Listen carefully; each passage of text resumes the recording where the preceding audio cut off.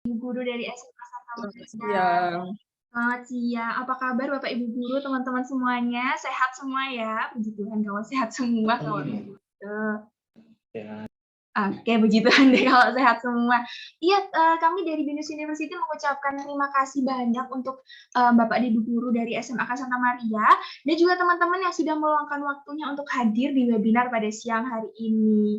Nah, teman-teman, aku mau minta tolong nih teman-teman semua untuk isi link absen yang aku share di chat box ya teman-teman ya, sehingga kehadiran teman-teman tuh bisa terdaftar di webinar pada siang hari ini, seperti itu. Nah, sebelumnya kan ada tuh pepatah yang kayak udah seliweran di mana-mana ya teman-teman ya, nggak kenal maka nggak sayang. Tapi biasanya kalau udah kenal nggak disayang, seperti itu ya teman-teman ya. Jadi perkenalkan, nama aku Vanessa. Aku perwakilan dari BINUS University Malang yang di sini bakalan jadi moderator sekaligus MC di webinar kali ini, teman-teman. Nah, kan aku udah kenalan nih, tapi kan nggak mungkin kalau misalnya aku tanyain teman-teman 100 orang satu-satu ya kan, teman-teman. Jadi aku bisa minta tolong teman-teman, yuk on cam biar aku bisa tahu nih, dan juga nanti teman-teman dari BINUS University, Bapak Ibu guru juga bisa lihat nih, anak-anaknya udah hadir semua belumnya, seperti itu. Jadi yuk kita on cam biar bisa kelihatan yang namanya Gracia yang mana, yang namanya Ignatius itu yang mana, dan lain sebagainya. Oke, teman-teman. Nah, aku harap webinar kali ini tuh bisa berjalan dengan lancar dan teman-teman bisa ikut serta dengan aktif ya teman-teman, karena kita dari BINUS University menyediakan hadiah nih buat kalian.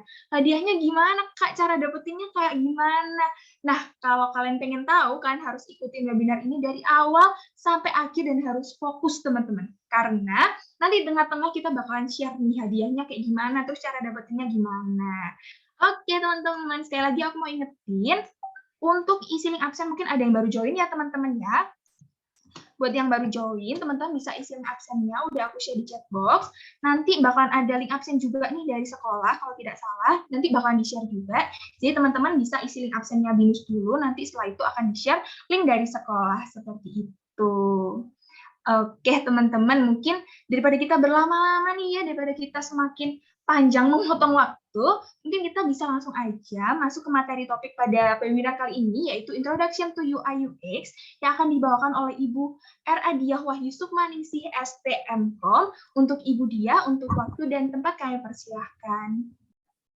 Baik, selamat siang Vanessa, selamat siang semua kepada Ibu dan Bapak Guru dari SMA Santa Maria, Malang ya, jauh sekali. Saat ini saya dosen di BINUS Jakarta, jadi salam kenal dari Jakarta ke Malang. Selamat siang juga untuk adik-adik semua ya, dari kelas 11 sama 12 dari SMA Santa Maria. Nah, ini kita langsung aja ya, karena waktu sudah cukup berjalan. Hari ini kita akan sedikit materi untuk UI UX, tapi sebelumnya UI UX itu kan kebanyakan kita taunya kita lihat di aplikasi. Nah, tapi kita akan lihat juga nih, sebelumnya ada sedikit pengenalan untuk jurusan di BINUS Malang yang nanti terintegrasi dengan BINUS Jakarta. Oke, ini saya share screen dulu ya. Kalau ada pertanyaan silakan di raise hand saja. Jadi di BINUS Malang ini dengan BINUS Jakarta ada program double majors untuk entrepreneurship, ya business creation dan information system. Di mana nanti kuliahnya itu bisa juga kita ada kelas di Jakarta. Jadi misalkan mahasiswa ingin ke Jakarta juga bisa seperti itu. Nah, kalau di BINUS sendiri ya masa kuliah itu setengah tahun kalau untuk yang double. Jadi ini adalah double degree ya, mendapatkan sarjana bisnis dan sarjana komputer. Nah, kalau di BINUS juga ada program namanya enrichment program. Jadi kalau misalkan Mas Menteri bilangnya tuh kampus merdeka ya, dan di mana mahasiswa itu bisa memilih satu semester itu program itu mau magang kah, atau dia mau bikin bisnis ataupun riset, dan masih ada beberapa program lagi di BINUS. Jadi sebenarnya programnya seperti kampus merdeka yang baru dicanangkan sekitar 2 tahun yang lalu itu di BINUS sudah berjalan lebih dari 2 tahun. Jadi sebelum kampus merdeka kita sudah menjalankan yang namanya enrichment program, ya, di mana mahasiswa itu banyak juga yang biasanya magang gitu ya di perusahaan-perusahaan yang cukup besar. Nah di situ karena saya juga dosen pembimbing untuk magang, saya lihat sekali amat sangat positif. Jadi ketika mereka lulus, mereka sudah siap, bisa dikatakan siap kerja. Bahkan beberapa mahasiswa yang akhirnya ketika dia lulus itu sudah sudah di booking sama perusahaannya. Tolong nanti kamu kalau udah lulus balik ke sini ya. Atau benar-benar ketika setelah habis magang, biasanya mereka ambil 1 semester untuk skripsi dan perusahaannya mau nunggu. Oke, 6 bulan kamu skripsi selesai, nanti kamu kembali ke tempat kami untuk kerja di tempat kami. Jadi itu sebuah program yang sangat-sangat positif. Ya, jadi kalau biasanya kita suka mendengar mahasiswa habis lulus susah cari kerja, ini enggak gitu loh. Karena memang benar-benar mereka sudah siap kerja. Ya, seperti jadi ini untuk di double degree. Nah, untuk tesisnya itu bukan hanya riset, tapi ada juga bisnis startup, di mana mahasiswa yang skripsi itu harus bikin bisnis startup. Karena memang program ini dirancang supaya mahasiswa itu siap untuk membuat bisnis startup. Nah, karena bisnis startup itu kita lihat memang booming sekali ya. Jadi pada program ini jadi akan diajarkan dari 2 sisi bisnisnya seperti apa dan sisi IT-nya seperti apa. Jadi kalau kita ngomong startup memang sangat kental dengan ke-IT-annya. Jadi IT-nya seperti apa sih? Dalam arti sistem informasinya seperti apa. Jadi walaupun kita bisnis, kita tahu bagaimana menjalankan sebuah bisnis startup yang memang sangat padat pada sisi AS/IT-nya. Jadi saya akan langsung aja untuk sedikit materi ya. Ini kemarin katanya mau UI UX, tapi juga saya akan kasih materi juga masalah bagaimana sih bisnis startup ya.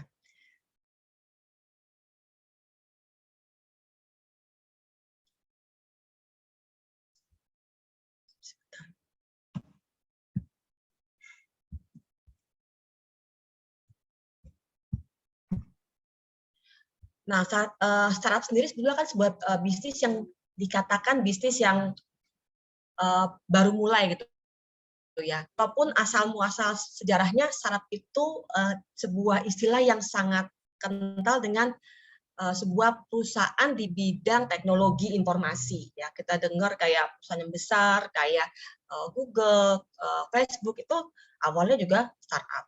Ya. Kemudian di Indonesia sendiri ada Tokopedia, ada Shopee, ada Gojek, itu juga startup. Tapi sekarang kita juga lihat startup itu awalnya dilihat sebagai technopreneur, jadi sebagai wira swasta di bidang teknologi. Tapi sekarang juga ada juga bidang-bidang lain yang nggak full teknologi merambah, seperti contohnya kopi ya. Misalkan kemarin kopi apa yang seperti katanya dapat pendanaan sekian miliar gitu ya. Kopi Kenangan nggak salah ya. Nah, jadi itu juga dikategorikan sebagai startup. Jadi bisnis-bisnis baru ya, calon-calon wira swasta muda yang mungkin belum punya modal, akhirnya dia harus mencari modal, mencari investor ya, ketika dia ingin melebarkan bisnis dia. Mungkin saya sedikit kasih case tadi dulu lah supaya enak, supaya kita nanti ngobrolnya juga gampang. Misalkan gini, pada masa pandemi ini ya, kita lihat ada agak sedikit booming karena kita nggak boleh ketemu orang. Kita nggak bisa ketemu orang. Misalkan ada orang sakit, kita nggak boleh nengokin. Ada saudara melahirkan, kita nggak bisa nengokin. Ada saudara ulang tahun, kita nggak bisa kumpul-kumpul. Bahkan lebaran pun kita yang biasa kumpul keluarga besar, kita nggak bisa kumpul-kumpul. Ya, akhirnya satu bisnis yang saya lihat cukup booming adalah gift and hampers. Jadi kita apapun kita selebrasikan, kita ungkapkan dengan memberikan hadiah kecil gitu loh. Mau ngirim makanan gitu kan, ngirim kayak ini contohnya yang di sebelah kiri ya. Contohnya kue jajan pasar dikemas dengan cantik gitu. Misalkan kita tahu di sana itu misalnya baru misalnya ulang tahun kita kasih ya kan. Atau baru lulus kita kasih ini ya. Ada yang baru melahirkan bayi kita kasih, kita kirim. Misalkan nanti menjelang bulan puasa kita kasih hampers untuk misalnya untuk orang beribadah dan segala macam. Nah, kita lihat ini sebuah bisnis yang cukup booming. Nah, mungkin kita bisa lihat ini sebagai suatu apa ya, peluang gitu loh. Nah, bisa nggak ya kita startup di bidang gift and hampers gitu loh. Nah, mungkin ya saya akan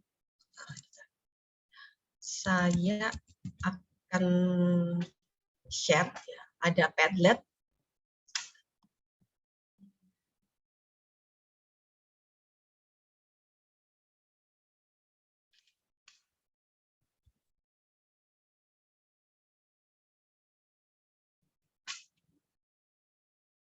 Oke, ini saya kasih share-nya. Bisa tolong diakses Padlet-nya. Nah, pada Padlet itu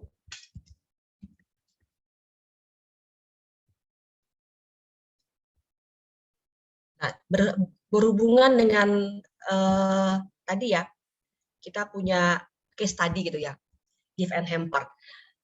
Anda bisa mengisi di sini dengan cara klik aja ininya nih, klik. Nah, klik ini, tanda ini, kemudian tulis aja apa yang akan menjadi buah pikir atau ide kamu. Nah, saat ini coba tolong kamu tuliskan kira-kira masalahnya apa sih? Nah, kalau untuk pemberian gift and hampers saat ini ya, pemberian apa ya orang bilang ya, hantaran gitu loh ya, hadiah, bingkisan, saat ini masalahnya apa sih? Nah, silakan ditulis apakah ada yang kesulitan untuk mengakses. Kayaknya udah ada beberapa orang untuk mengakses ya. Silakan Anda klik aja di bagian plusnya ini, bisa mau tulis kira-kira saat ini nih masalahnya apa gitu ya.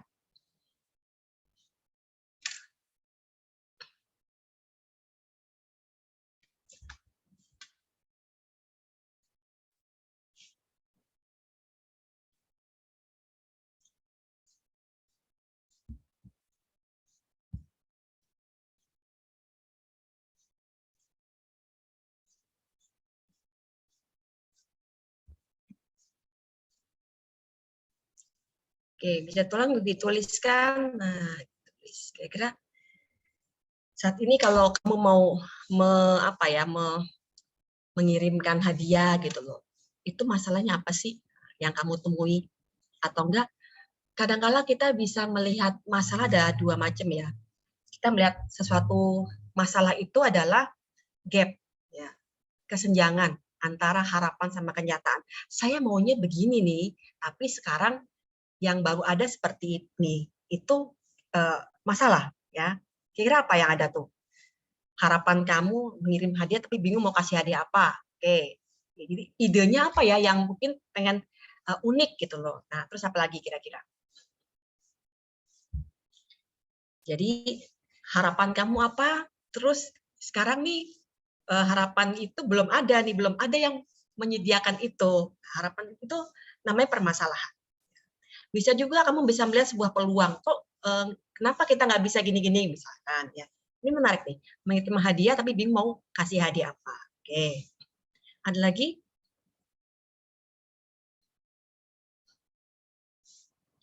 Bentuk pengemasan lebih baik dikemas seperti apa supaya terlihat berkesan. Kemasan, ya kan? Hadiahnya apa, kemudian kemasannya apa.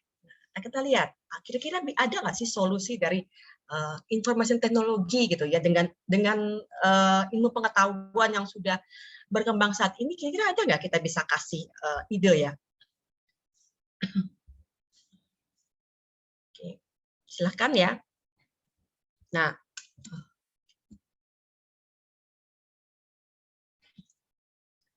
sembari diisi ya, saya akan kembali ke slide, tapi Anda boleh silakan isi, nanti kita akan lanjutkan ya dengan solusinya seperti apa. Kita lihat. Nah, ketika kita mau membangun bisnis ya, satu yang susah adalah ideation. Kita bikin apa ya kan begitu. Sebelum ada yang namanya kalau di startup ada namanya design thinking, tapi itu materi cukup banyak, jadi saya skip dulu hari ini. Untuk mencari ide apa yang akan kita buat. Jadi dari masalah-masalah itu, kita lihat dari masalah itu mana sih masalah yang paling penting. Mana masalah yang paling harus kita selesaikan. Cari solusinya. Solusinya banyak, dari solusi ini mana kita pilih ya, untuk sesuai. kemudian kita melakukan market research, kemudian kita lihat competitive market kita, pesaing kita siapa, kemudian siapa customer kita. Nah, ada 3 macam untuk ideation ya. Misalnya, I have a technological breakthrough. Ya, misalnya saya bisa menciptakan, saya pernah menciptakan sebuah teknologi baru, belum pernah ada nih. Nah, itu bisa sebagai awal dari ide, atau enggak benar-benar saya punya ide nih satu. Nah, atau enggak saya punya passion karena saya punya keinginan, saya pengen banget nih bikin startup misalnya di bidang teknologi, bikin mobile apps. Atau enggak saya punya passion, saya pengen bikin apps untuk virtual reality seperti itu. Nah, jadi ada 3 macam. Dan masing-masing mungkin punya tantangannya. Misalkan kalau kamu punya teknologi, kira-kira teknologi saya bisa menyelesaikan untuk masalah apa ya? Nah, itu harus dicari itu loh. Ya. Contohnya adalah seperti ini. Kadangkala sebuah ide itu bukan berasal dari sebuah masalah yang ada, tapi dari apa yang kita punya. Contohnya adalah kita semua pakai post-it ya. Pakai post-it, tahu kan post-it? Post-it itu teknologinya itu bukan di kertasnya, tapi di lemnya. Ya. Lemnya itu memang unik kan ya. Bisa nempel tapi bisa dilepas, bisa ditempel lagi.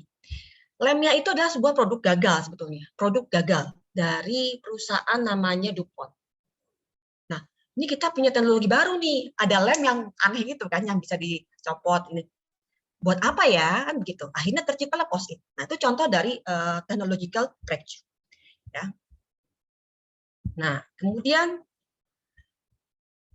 untuk menciptakan sebuah aplikasi ya yang dapat sesuai dengan keinginan user kita, itu benar-benar nggak mudah. Gitu ya.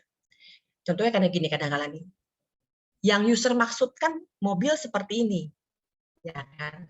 Yang dia maksudkan dalam pikiran dia, tapi yang dia katakan seolah-olah kayak bus, ya kan?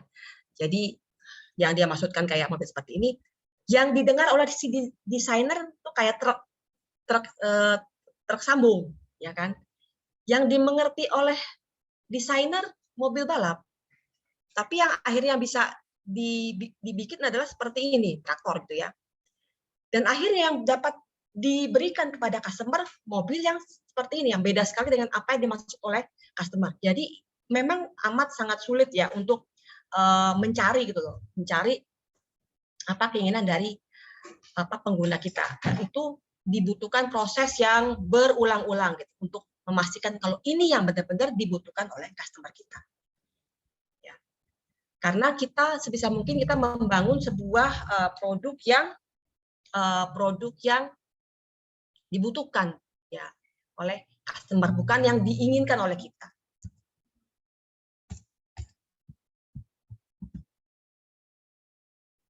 Nah, setelah itu kita melakukan market research. Jadi selalu melakukan ketika kita sudah bikin, kita melakukan market research.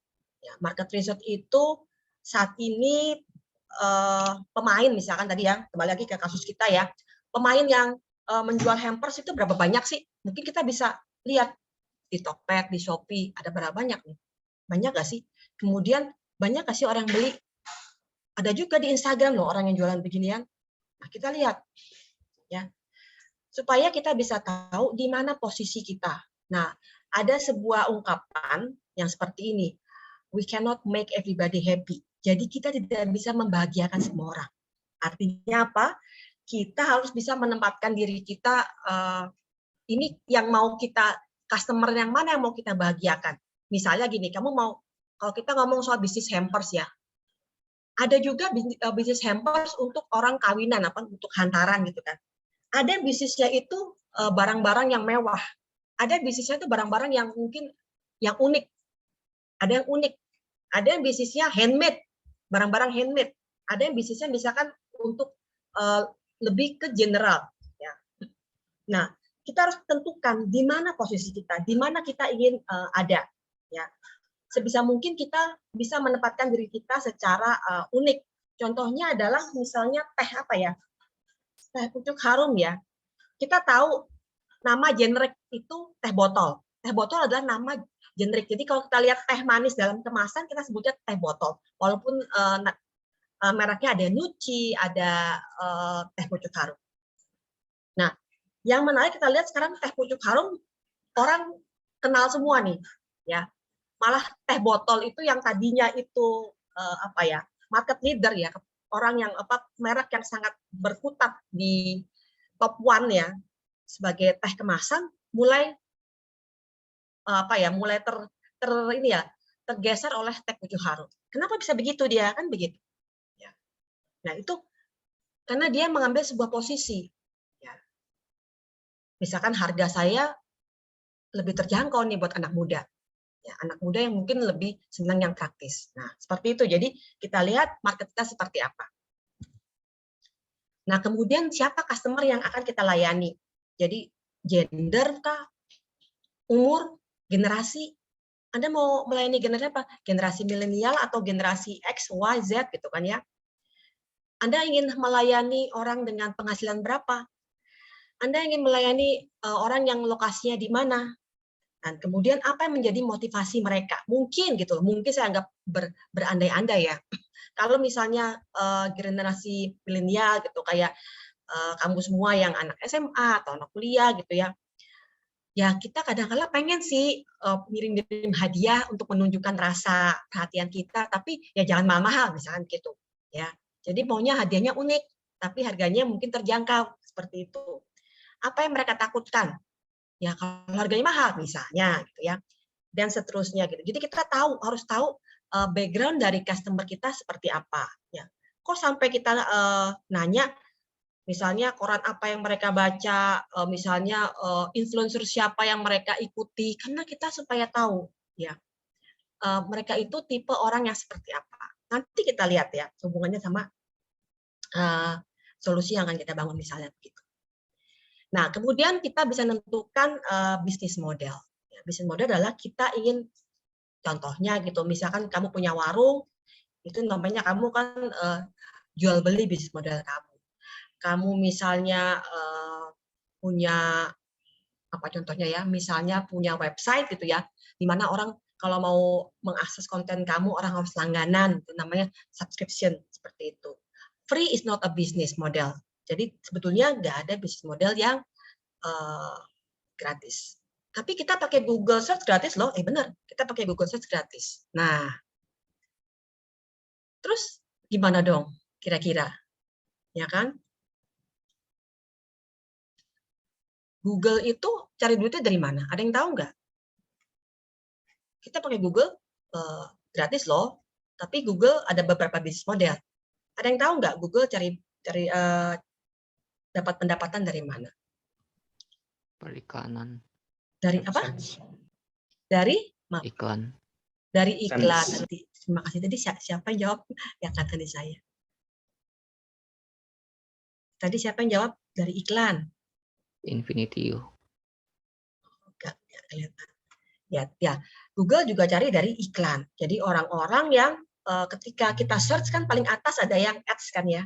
Itu orang-orang yang bayar. Orang-orang yang bayar sesuai dengan keyword dari iklan. Ya, dia perusahaan iklan mungkin yang terbesar di dunia karena semua orang yang pengen dikenal harus ada di atas. Ya. Nah, termasuk juga Google punya namanya freemium.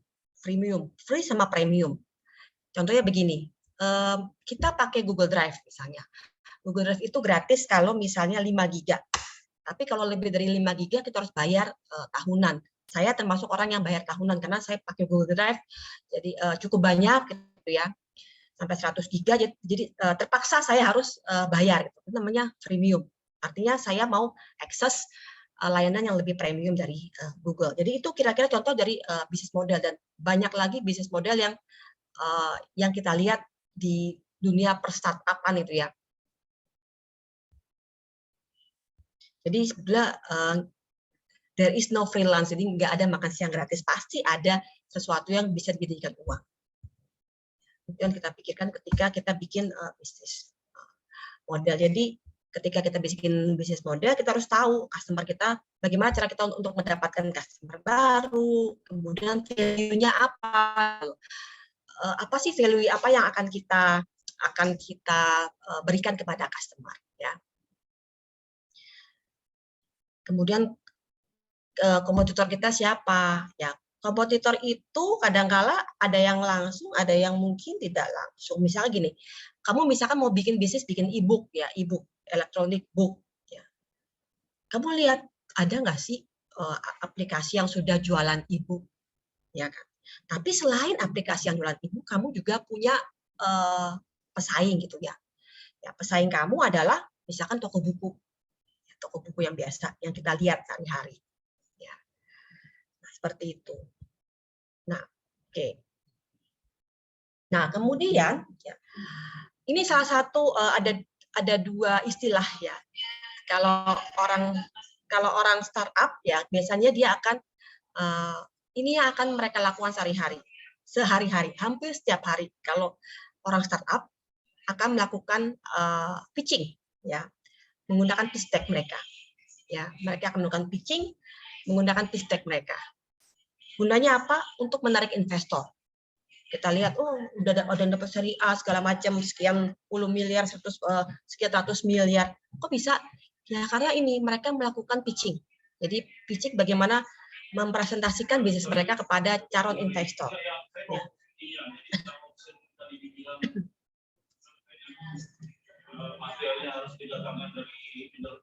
Sebentar.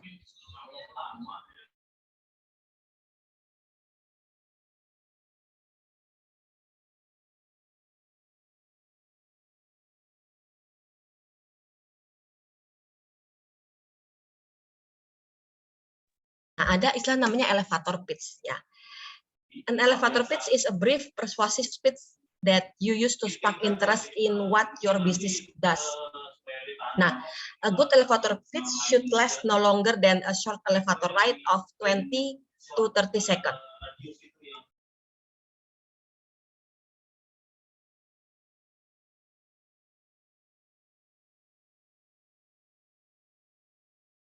Ya. Kenapa dikatakan 20 sampai 30 second? Nah, bayangin ya, investor itu orang sibuk, ya. Investor itu orang sibuk, mereka nggak ada waktu lah ya untuk dengerin kita ngomong panjang lebar, kadang-kala gitu. Jadi untuk awalnya kita menarik perhatian mereka adalah kasih pesan yang persuasif selama 20 sampai 30 detik, maka dinamakan elevator pitch, ya.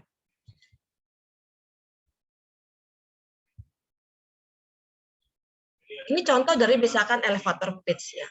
Bisa gini, I run a crowdfunding portal that gives investor early access to the hottest pre-screen test startup and the ability to invest in the 10 minutes or less from any Wi-Fi connected device anywhere in the world.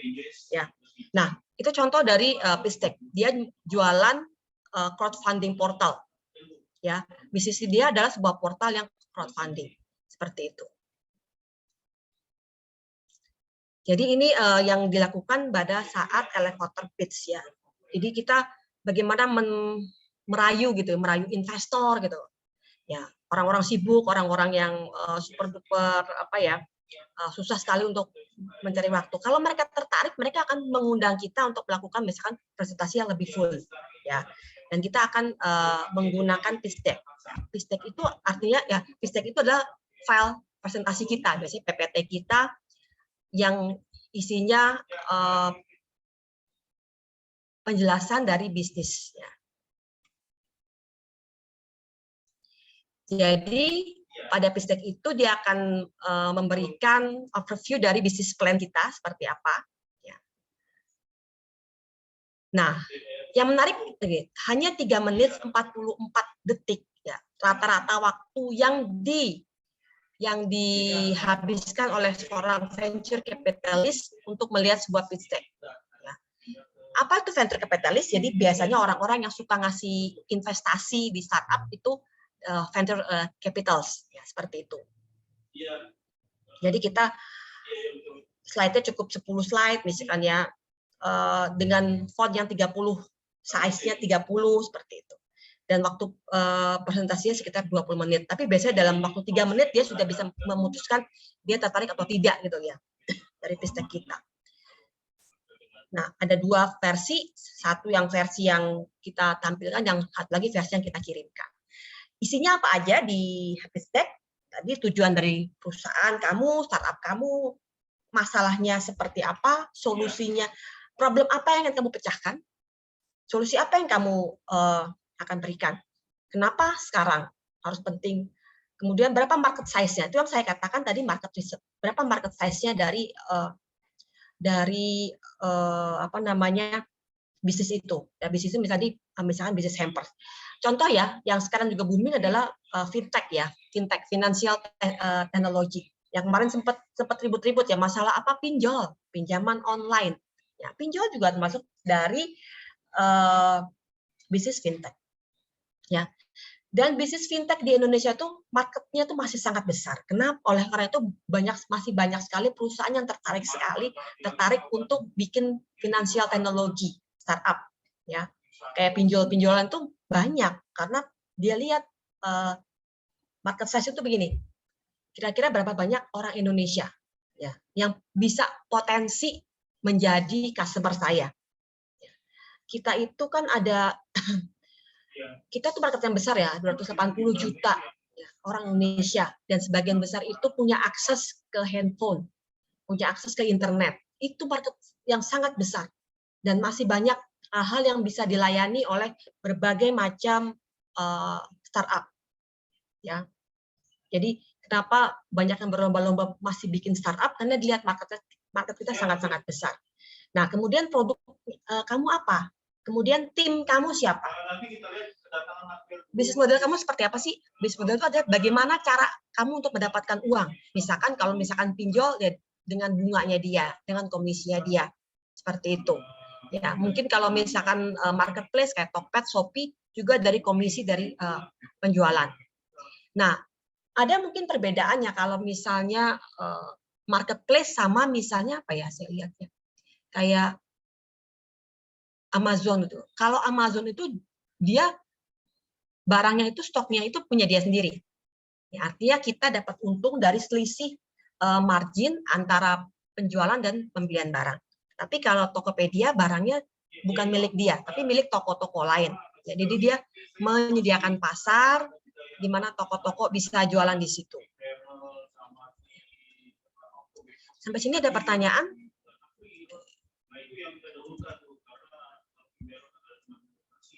Nah, sebelumnya kita lihat dulu ya ke tadi yang Padlet-nya ya. Oke, kita lihat. Nah, ini menarik ya.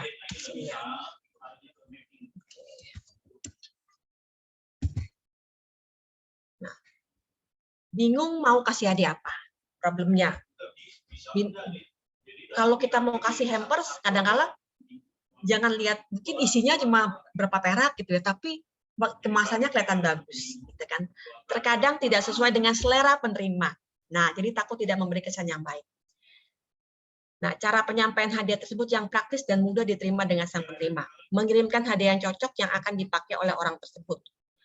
Bagaimana jika ingin mengirimkan hadiah yang mudah rusak, tapi objek kiriman kita itu jarak jauh, ya kan? Nah, kira-kira, nah setelah lihat masalah seperti ini ya, ada mau menambahkan mungkin masalahnya apa? Tolong dikasih solusinya. Tadi ini saya udah kasih tab baru ya. Ini problem, ini solusi. Tolong menurut kamu solusinya apa sih? Silakan ditanda plus gitu ya. Solusinya apa sih? Kalau dari misalkan ingin mengirimkan hadiah mudah rusak tapi objek kiriman kita jarak jauh. Nah, ini sudah ada perusahaan yang nah ini menarik ya. Kita lihat tahu Paxel kan ya, Paxel gitu ya. Paxel itu sebuah perusahaan jasa pengiriman kurir yang dia pinter untuk menyasar apa namanya ya, menyasar market tertentu makanan. Nah, pada masa sekarang gitu kan, kadang-kala kita kangen gitu loh, pengen makan khas daerah mana gitu. Biasanya kalau kita pengen, biasanya misalnya gini, contohnya kalau kita pengen makan gudeg Yujum ya kita harus ke Jogja gitu ya. Tapi sekarang ada orang yang bisa mengirimkan gudeg Yujum dari Jakarta, dari Jogja ke Jakarta. Atau enggak, kita pengen makan apa ya, kita pengen oleh-oleh misalkan kacang disco yang dari Manado, kita harus nunggulah kalau ada teman saudara datang gitu dan oleh-oleh. Tapi sekarang enggak, kita bisa pesen, ya kan?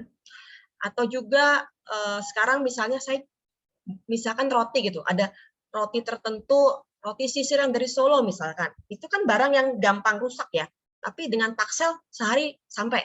Nah, jadi hal seperti itu juga solusi juga. Nah, sekarang mungkin bisa minta tolong mungkin dari yang lain, solusinya apa sih? Nah, kira-kira solusinya apa nih? Dari problem yang sudah dituliskan oleh teman kamu punya solusi nggak?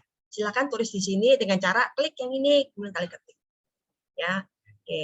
Sembari ditulis solusinya, kita balik lagi ke slide.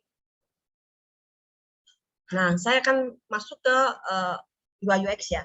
Jadi dengan adanya startup itu ya, dengan adanya startup, banyaknya startup, memang kebutuhan sumber daya di bidang UX itu sangat besar ya, dan masih belum dapat dipenuhi gitu loh oleh banyak sekolah atau banyak university ya. Dan UX itu banyak sekali tingkat karirnya dia. Banyak sekali karirnya dia. Kalau dulu UX, kalau kita bayangin UX designer ya orang yang merancang, yang mendesain aplikasi seperti apa. Ya. Memang awalnya seperti itu ya, desainer. Dan kenapa desain UX itu penting nanti juga kita akan bahas ya. Nah, dari desainer, kemudian juga researcher, riset.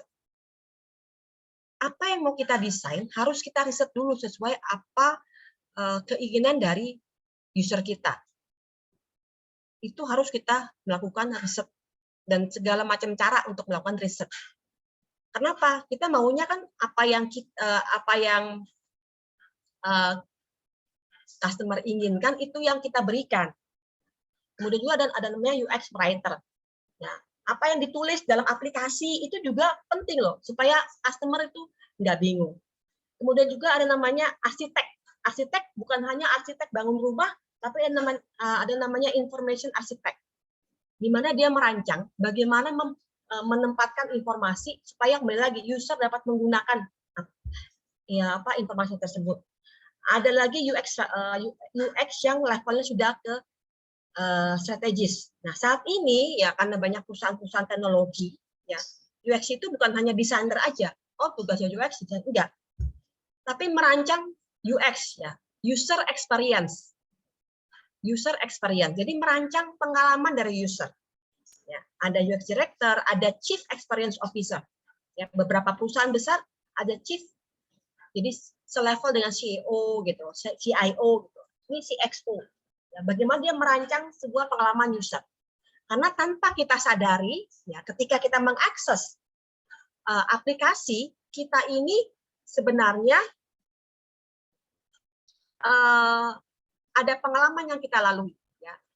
Mungkin di antara kamu ada yang, saya yakin nih, yang sehari-hari bangun tidur,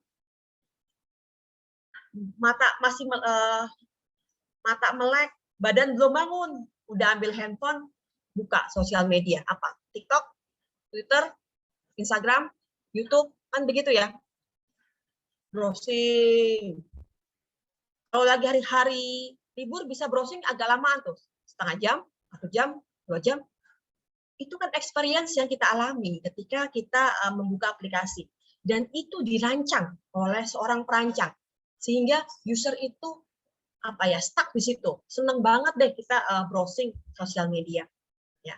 Atau seneng banget loh kita main game berjam-jam, berhari-hari main game. Kenapa? Dirancang. Ya, itu dirancang. Disengajakan supaya user itu stuck di situ, senang. Apa enggak buka Tokopedia melihat barang apa yang bagus ya gitu. Buka Shopee ngelihat baju apa yang bagus ya. Itu dirancang supaya user suka. Ya, gimana caranya nanti saya akan beberapa topik yang akan saya berikan juga untuk lihat seperti apa sih yang bisa bikin user itu senang gitu loh. Ya. Jadi kita senang pakai aplikasi ya karena memang disengajakan. Nah, Kita lihat lagi, kembali lagi ke tadi ya, Padlet tadi kita lihat. Sudah ada yang ngisi belum? Nanti saya juga akan kasih share. Nah, ini solusinya. Kalau bingung mau beri apa, paling mudah satu makanan. 2 berkaitan dengan hobi atau kegemaran penerima.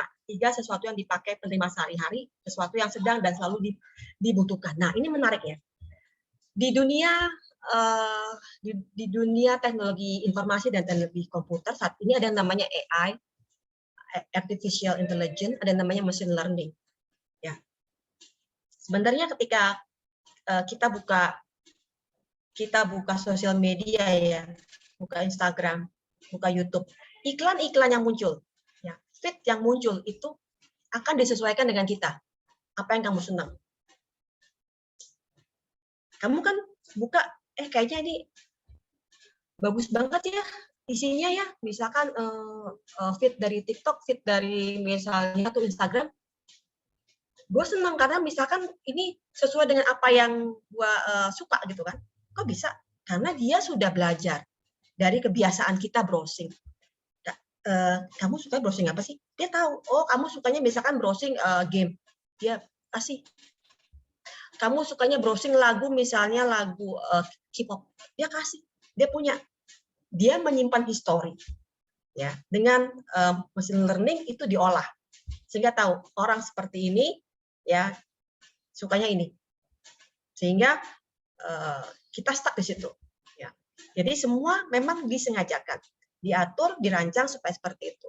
Nah, bingung kasih hadiah, sebenarnya bisa ya dengan teknologi tadi ya, misalkan machine learning. Kita lihat orangnya seperti apa. Ya. Ada aplikasi, biasanya aplikasi ini banyak. Ini kan artinya gini, kita ingin mencocokkan ya antara orang sama hadiahnya gitu ya. Nah, ada aplikasi yang menggunakan teknologi machine learning ini, aplikasi cari jodoh. Jadi banyak sekali aplikasi cari jodoh. Dan itu pun dia tahu, oh orang-orang seperti ini nih, dengan sifat seperti ini, cocoknya sama orang sifat seperti ini. Dijodohkan di situ, di aplikasi itu. Ini loh orang-orang yang mungkin cocok sama kamu, silakan pilih. Nah, sama juga dengan hadiah itu. Mungkin kamu bisa punya aplikasi gitu loh, untuk memberikan inputan. Kira-kira teman kamu ini umurnya berapa, tinggal di mana, hobinya apa, ya kan? Dia akan kasih ide, rekomendasi. Ini loh hadiahnya kira-kira gini. Bisa juga dapat dari misalkan database yang dia punya, data yang dia punya. Bisa juga dia bilang begini. Biasanya, ya kan, orang-orang memberikan kado untuk orang yang hobinya ini adalah ini.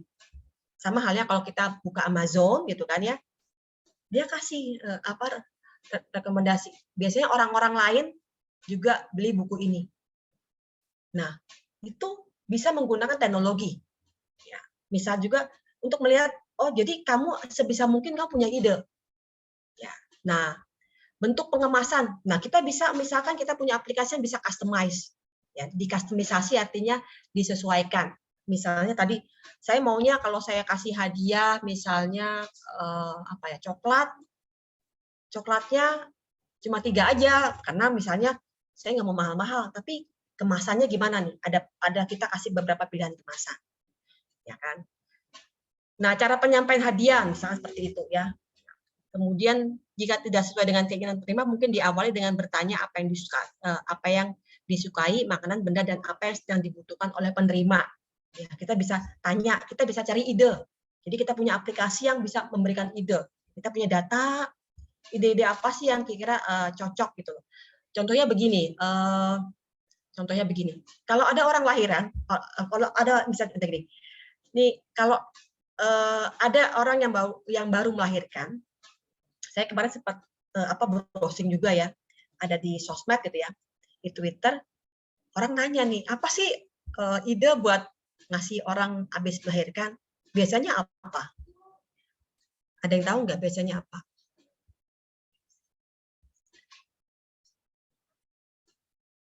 Kira-kira apa? Idenya apa? Ada yang tahu nggak? Kalau orang habis melahirkan, biasanya kasih hadiahnya apa, yuk? Ada yang bisa jawab?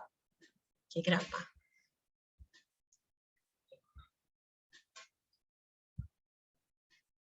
Ayo, apa kira-kira? Mungkin orang tua kamu, ibu, bapak, saudara kamu, kalau misal habis melahirkan biasanya dikasih hadiah apa? Ada yang tahu? Pampers Ibu biasanya. Oke, hampersnya isinya apa biasanya? Kayak misalnya Pampers atau Oh, pampers. kayak botol bayi atau baju Oke. bayi, biasanya gitu sih Bu. Selimut bayi gitu ya, selimut. Jadi barang-barang kebutuhan bayi biasanya seperti itu ya. Oh, barang-barang kebutuhan bayi, mainan bayi segala macam. Kan ya, perlengkapan bayi gitu kan. Biasanya begitu. Nah, kemarin tuh saya sempat lihat juga ada ide yang menarik. Biasanya orang melahirkan itu yang dikasih kado bayinya. Tapi sekarang ada juga yang dikasih kado jangan cuma bayinya dong, ibunya juga dong. Kan ibunya juga capek habis melahirkan. Nah, itu ide baru ya. Jadi ide-ide kayak gitu bisa kita misalkan kita tampilkan di sebuah aplikasi kita atau apapun itu yang kita bikin nantinya gitu. Oh nih website misalnya, ide untuk misalnya ide untuk hadiah, ide unik, ya kan? Jangan ngasih hadiah ke bayinya doang, tapi ke ibunya, misalkan, atau ke bapaknya, atau ke kakaknya. Kadang-kadang kan kalau kalau kakaknya umurnya baru setahun 2 tahun kan suka ngiri ya kalau lihat adiknya dapat hadiah gitu ya. Nah, kalau ada orang yang punya pikiran udahlah kasih buat kakaknya gitu kan ya, hadiah misalkan mainan gitu ya, supaya si kakaknya nggak ngiri. Seperti itu ada juga yang seperti jadi ide-ide seperti itu bisa kita kembangkan gitu ya. Ada sebuah website ya, namanya wedding.com nggak salah. Awal mula website itu adalah dia sharing ide-ide untuk wedding. Tapi sekarang dia udah jadi marketplace. Ya, saat ini dia sudah berjalan sekian mungkin lebih dari 10 tahun ya. Akhirnya dia sekarang berkembang menjadi marketplace. Jadi kadang-kala seperti itu ya. Bisnis kita kembangkan mungkin awalnya sebagai tempat orang mencari ide, tapi sekarang menjadi misalnya itu marketplace. Ya. Nah, jadi kita bisa lihat dari hampers itu masalahnya ini dari masalah ini kita dapat ide apa sih tadi misalkan kita bisa mencocokkan antara si penerima dan kadonya kayak orang mencari jodoh gitu ya. Idenya apa? Nah, saya kembali lagi ke PowerPoint saya. Nah, ini kita masuk ke materi UI versus UX ya. Ada istilah UI, ada istilah UX. UI itu user interface. UX itu user experience. Iya kan? Nah, kalau kita ngomong UI, kita ngomong UI, user interface. Interface itu tampilan antar muka yang terlihat ya, terlihat indah biasanya, terlihat menarik itu UI. UX adalah bagaimana user itu berexperience menggunakan produk tersebut. Contohnya begini, UI-nya ini mainan bayi ya, mainan yang muter-muter. Kita ngelihatnya, ih lucu ya mainan bayinya ya. Kita lupa ya, usernya itu si bayinya. Mungkin bayinya ngelihatnya begini nih, apa lucunya lihat begini. Kan? Itu contoh dari user experience. Ya. Berikutnya seperti ini. Ini contoh UI UX yang fenomenal. Ini botol saus tomat. Ada yang tahu nggak? Ada yang bisa menjelaskan ke saya kenapa yang di sebelah kiri dibilang user interface, yang di sebelah kanan dibilang user experience? Pengalaman berbeda apa antara yang sebelah kiri sama sebelah kanan? Ada pengalaman yang berbeda apa ya antara ini? Ada yang bisa cerita?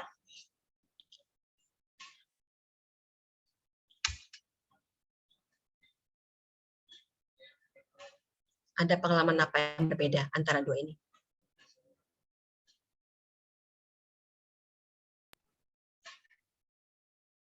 Ini bedanya apa sih? Nuangkannya ke bawah mungkin Bu. Gimana? Kalau buka saus itu kan nuangkannya ke bawah. Jadi pengalamannya itu arahnya ke bawah. Arahnya ke bawah. Ya, terima kasih.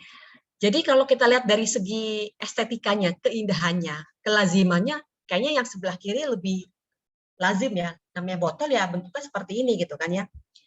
Tapi ketika kita pakai botol saus ya, saus lebih nyaman, lebih mudah yang sebelah kanan, walaupun bentuknya aneh.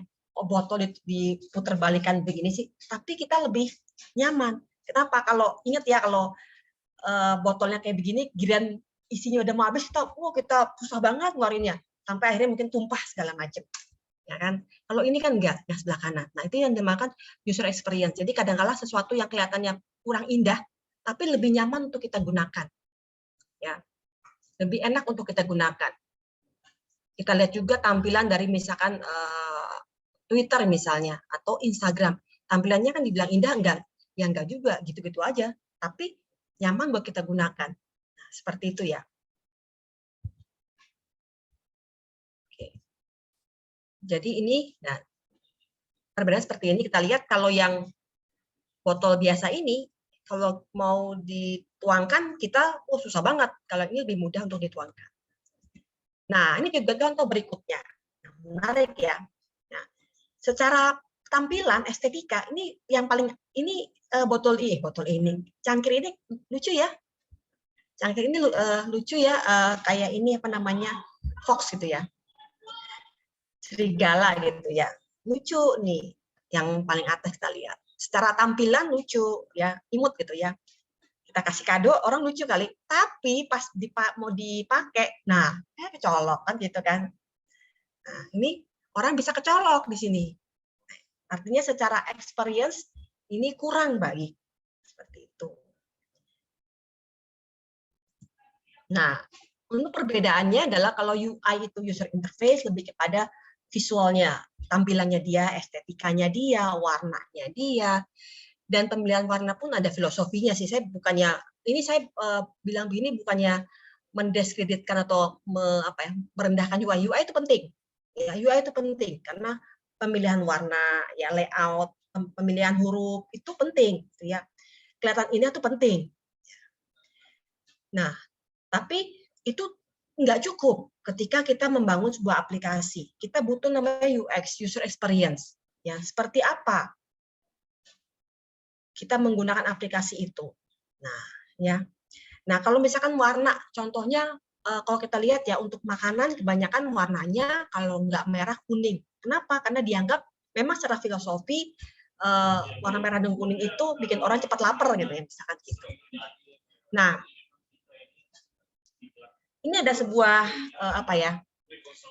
prinsip juga ya ketika merancang sebuah aplikasi. Merancang sebuah aplikasi, apapun itu, bisa website, bisa aplikasi, ya. Don't make me think. Artinya aplikasi yang bagus itu nggak bikin user itu mikir. Kok bisa gitu? Ya begitu, ya. Jangan bikin user mikir, karena kita tuh malas mikir sebetulnya. Iya kan kita maunya yang, aduh, nggak usah mikir deh, nggak usah mikir panjang-panjang gitu ya. Ya kita tuh malas mikir.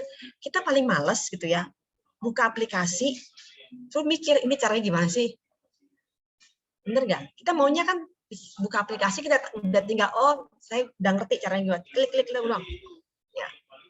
Buka Instagram, buka TikTok, tinggal di scroll doang. Ya.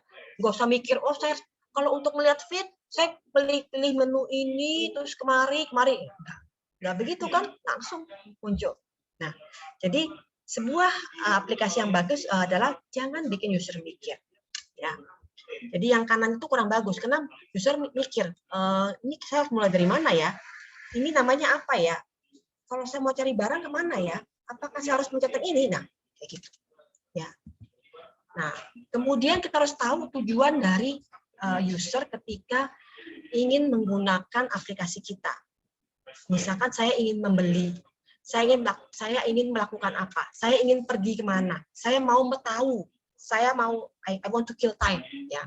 Misalkan entertainment, I want to be in touch, misalkan I want to buy, ya.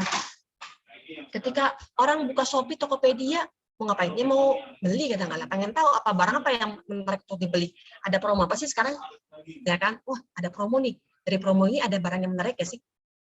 Jadi experience itu harus kita punyai. I want to do.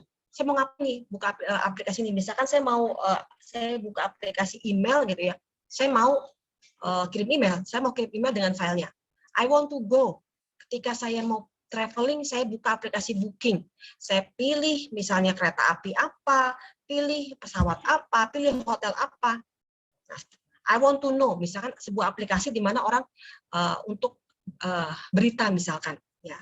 I want to kill time, entertainment, misalkan pakai Netflix, Viu dan segala macam untuk nonton drama, ya kan. Sekarang pun dengan banyaknya pilihan drama gitu ya, film-film kita juga bingung kok. Aduh, film apa sih yang bagus? Nah, itu butuh solusi. Solusi apa yang bisa kita berikan kepada user? I want to be in touch, misalkan pakai WA. Saya mau menghubungi teman saya mau video call. Seperti itu. Jadi kita harus tahu user goal kita apa. Jadi kembali lagi kasusnya untuk yang hampers tadi, gift and hampers. Saya ingin memberi hadiah, ya kan? Saya user bukan untuk mencari hadiah loh, memberi hadiah. Nah itu menarik ya. Saya ingin memberi hadiah kepada siapa nih? Ya. Nah, ketika kita melakukan desain dari UI UX ada namanya prinsip-prinsip desain ya yang akan saya terangkan berikutnya. Ya. Nah, ada namanya sebuah prinsip namanya visibility ya. Visibility adalah menolong orang untuk akses dan belajar dan mengingat dari sebuah sistem. Ya. Untuk belajar, untuk mengingat dari sebuah sistem. Nah, mungkin saya boleh tanya ya, yang sebelah kiri ini dua-duanya adalah aplikasi email. Ya. Dua-duanya aplikasi email, ya. Yang sebelah kiri ini Outlook, yang di sebelah kanan ini adalah Gmail. Nah, pertanyaan saya, gitu ya, kira-kira kalau kita buka aplikasi email, kita mau ngapain sih?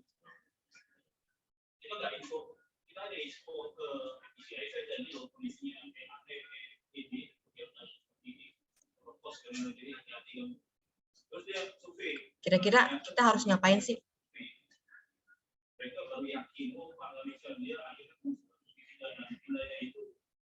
Ada yang tahu kalau buka aplikasi email kita mau ngapain sih sebenarnya?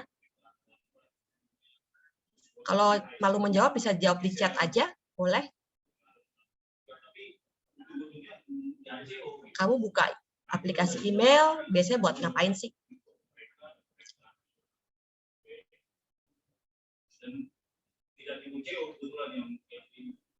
Buat kirim file Bu biasanya. Oh, kirim file. Oke, baik. Terima kasih. Jadi untuk kirim file, untuk kirim email gitu kan ya. Kita buka aplikasi email. Nah, pertanyaan saya gini. Berikutnya ya, dari dua aplikasi ini ya, ada yang bisa tahu nggak cara ngirim email? Langkah pertama ketika ini saya buka aplikasi ini, buat ngirim emailnya apa yang harus saya pencet? Lambang yang mana?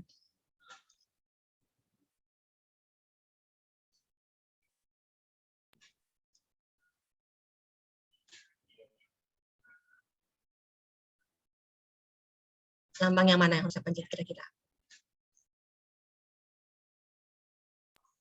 Yang tanda plus itu Bu, yang kompos. Ya, yang kompos itu yang Gmail. Oke. Kemudian kalau yang Outlook yang sebelah kiri, kira-kira yang mana?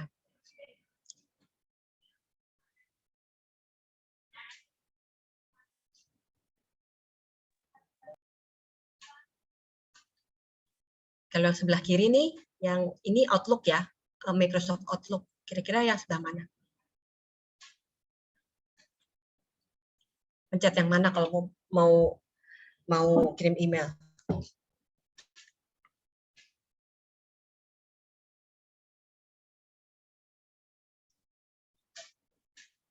Nah, mana? Bisa dijawab di chat kalau tahu jawabannya. Yang tanda plus juga Bu, sama-sama Oh, email. tanda plus juga. Oke, baik, terima kasih. Nah, Dodo benar ya, tanda plus. Tapi nih saya ada tapinya nih. Kayaknya lebih mudah mengidentifikasi tanda plus yang di Gmail, benar nggak sih? Daripada yang di Outlook. Ya kan? Ketika kita lihat yang di Gmail, kita tahu, oh kalau mau bikin email baru kita tinggal klik ini. Yang di sini kita ini mau bikin email baru mana ya? Apa ya tanda ini, apa tanda plus, tanda apa? Kita bingung. Yang di sebelah kiri ini. Ya, kita lihat ya. Ya. Ini kan pencet ini. Tapi ini susah gitu untuk kita ketahui. Lebih mudah yang di sini. Nah, ini namanya visibility. Arti ketika kita buka aplikasi kita tahu, oh ya, kalau mau bikin email baru kita klik ini. Jadi untuk kita nggak perlu mikir-mikir pakai apa sih caranya nih. Nah, ya orang nggak perlu belajar ingat-ingat. Oh ini saya harus ingat ya. Jadi sebisa mungkin ya user itu dapat mengenali bukan mengingat. Recognize, not remember. Jadi bukannya kayak gini lah. Kamu kalau dapat soal ujian, lebih suka pilihan berganda atau esai? Nah, tanya deh. Lebih suka pilihan berganda atau esai kalau dapat soal ujian?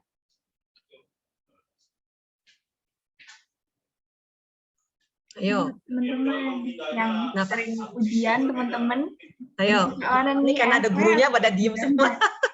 Ayo, senangnya apa nih? Kalau ujian pilihan berganda atau esai? Apa namanya? Orang bilang esai, benar ya? Esai ya? Betul, esai Ibu. Ayo, sukanya apa yo?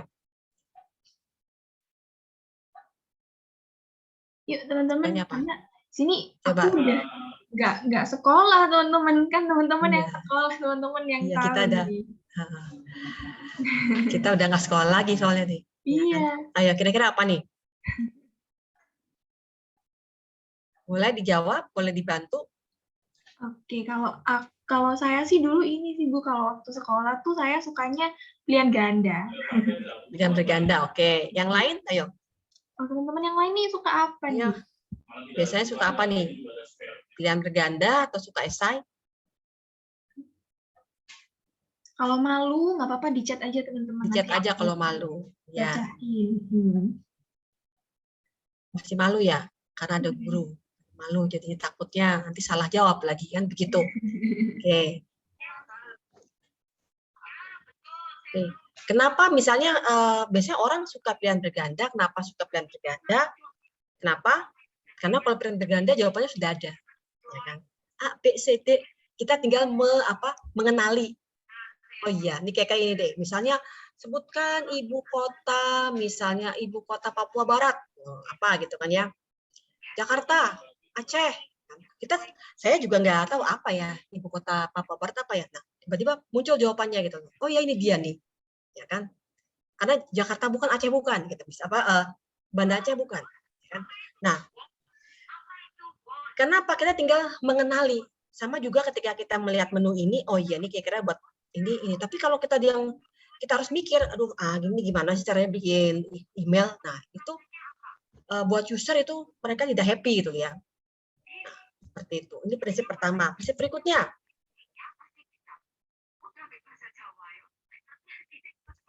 Ya, prinsip berikutnya apa nih? Kalau kita mau lihat konsistensi. Nah, tadi supaya user kita itu mudah untuk menghafal ya menu kita, aplikasi kita harus konsisten. Misalnya gini, kita buka Tokopedia ya di website sama di aplikasi kan mirip ya. Kalau kita mau belanja ya kita kliknya ini, menunya ini. Nah, kita mau bayar menunya ini, itu memang konsisten. Kemudian familiarity. Nah, ini dia familiarity. Aplikasi kita tuh harus familiar. Contoh lagi, misalkan di sini ada nggak ya? Nah, misalnya kalau lambang orang belanja apa? Keranjang belanja. Kenapa lambangnya keranjang? Kita tahu Kita tahu semua nih, keranjang belanja adalah lambang kalau kita itu isi belanjaan kita, ya kan? Kalau ada tanda tanya, itu artinya misalkan help desk atau customer service. Ya kan? Kalau udah ini tandanya seperti ini. Itu satu dari segi icon. Kedua, dari segi tampilan website kita. Kalau website kamu itu website belanja, biasanya tampilan seperti ini. Ada barang-barang kamu, ada display barang-barang kamu. Gimana Ya kan? sih, Om? Nah, Nah, kemudian ya familiarity juga seperti ini. Nah, baru-baru ini kebetulan saya sama mahasiswa saya bikin penelitian, gitu kan? Penelitian untuk Shopee Food. Gitu. Shopee Food. Apa Shopee Food kan? Gimana kita beli makanan kayak GrabFood, kayak GoFood gitu ya. Nah, ini yang saya namakan user research. Jadi ketika kita bikin aplikasi sudah berjalan, kita melakukan user research, riset ke user untuk melihat ada nggak sih masalah ketika user menggunakan aplikasi kita. Nah, dalam penelitian yang dilakukan, kita dengan observasi, kita interview ke user, kita video segala macam, gitu ya. Ditemukan sebuah masalah seperti ini, gitu ya. User-user kita itu kebanyakan pemakai GrabFood dan GoFood. Nah, biasanya kalau di GrabFood itu setelah kita belanja, ya kan, mau bayar, baru kita pilih kupon promonya apa. Oh, ini ya, yang sesuai, yang paling gede potongannya pasti kan. Nah, kalau di Shopee Food kita klaim voucher dulu, baru bayar, baru kita belanja. Nah, rupanya itu beberapa user kita nggak asik gitu loh. Ya, saya enakan yang model kayak GrabFood itu loh, yang kalau pas kita mau bayar baru kita bisa pilih voucher kita apa, seperti itu. Jadi itu contoh dari familiarity, jadi sesuatu yang familiar dengan user. Kalau user sudah familiar dengan cara A, kita mau ubah ke cara B agak sulit. Ya, kecuali kalau cara B kita mungkin lebih enak dipakai, lebih mudah gitu ya. Seperti itu. Contoh lagi di sini juga ada, misalkan untuk familiarity ya, help desk gitu loh. Sebuah aplikasi help desk ya, orang kan mengentry ya permasalahan saya apa. Tapi kalau help desk pakai ikon keranjang belanja, orang bingung ini help desk, customer service, atau kita belanja kan begitu. Nah, itu juga salah juga. Ya. Nah, kemudian mungkin kita suka nggak ngeh ya, ada yang namanya metafor. Jadi ikon-ikon yang ada di dalam aplikasi kita, dalam komputer kita, sebenarnya adalah penjelmaan dari barang-barang yang ada di sekitar kita. Kenapa keranjang belanja lambangnya begitu? Ya, karena untuk melambangkan keranjang belanja supermarket. Jadi orang udah tahu kan di dunia nyata seperti itu. Ya, kenapa folder lambangnya begini? Untuk itu map. Kalau Anda lihat map ya, map bentuknya begitu. Disamain kayak folder. Kenapa ini lambang search? Ini lambang kaca pembesar detektif. Ini bookmark, ini edit, ngedit kan seperti itu. Nah, itu metafor-metafor seperti ini yang digunakan. Jadi pemilihan icon juga itu harus hati-hati, jangan sampai user kita bingung. Nah, kemudian juga ada yang namanya affordance ya. Jadi ini adalah bagaimana penerimaan kita, persepsi kita, cara bekerja sebuah benda. Kalau kita lihat tombol seperti ini ya pada aplikasi kita, otomatis saya tahu ini adalah tombol play, saya pencet, dia akan bereaksi seperti ini. Kalau kita lihat pintu, ya kita lihat pintu nggak ada gagangnya, kita tahu cara kerja didorong. Ya, jadi apapun yang kita tempatkan ya, icon ya, apapun yang kita tempatkan di aplikasi kita, itu sebenarnya secara nggak sadar user itu sudah menebak-nebak cara kerja seperti apa, dan dia akan bereaksi sesuai dengan persepsi dia, cara dia untuk bekerja. Kemudian navigasi. Ketika user menggunakan aplikasi kita, pasti ada proses melakukan navigasi. Navigasi itu artinya berpindah dari satu menu atau dari satu layar ke layar lainnya. Contohnya ini untuk misalnya aplikasi kaya, aplikasi booking online gitu ya. User ketika buka dia udah tahu, oh cara saya untuk pesan hotel apa sih? Klik ini. Kalau pesan pesawat ya ini. Kalau saya pencet ini, saya kemari nih. Ya. Kalau saya pencet hotel, saya kemari, ada pilihan kota, jumlah tamu dan segala macam. Nah, ini sebelah kiri adalah aplikasi untuk semacam apa ya? Guide ya, guide city guide gitu ya. Untuk menjelajah sebuah kota. Saya mau tahu bank atau ATM di sekitar saya, coffee shop di sekitar saya apa. Ini sama kayak kita menggunakan Google Maps ya. Saya mau tahu restoran di sekitar saya apa aja. Ya. Nah, orang ketika buka tahu untuk cara untuk menavigasi sekitar aplikasi kita ya. Menggunakan dan bernavigasi. Bukan hanya melihat tapi pindah dari menu satu ke menu lainnya. Ya, itu namanya navigasi.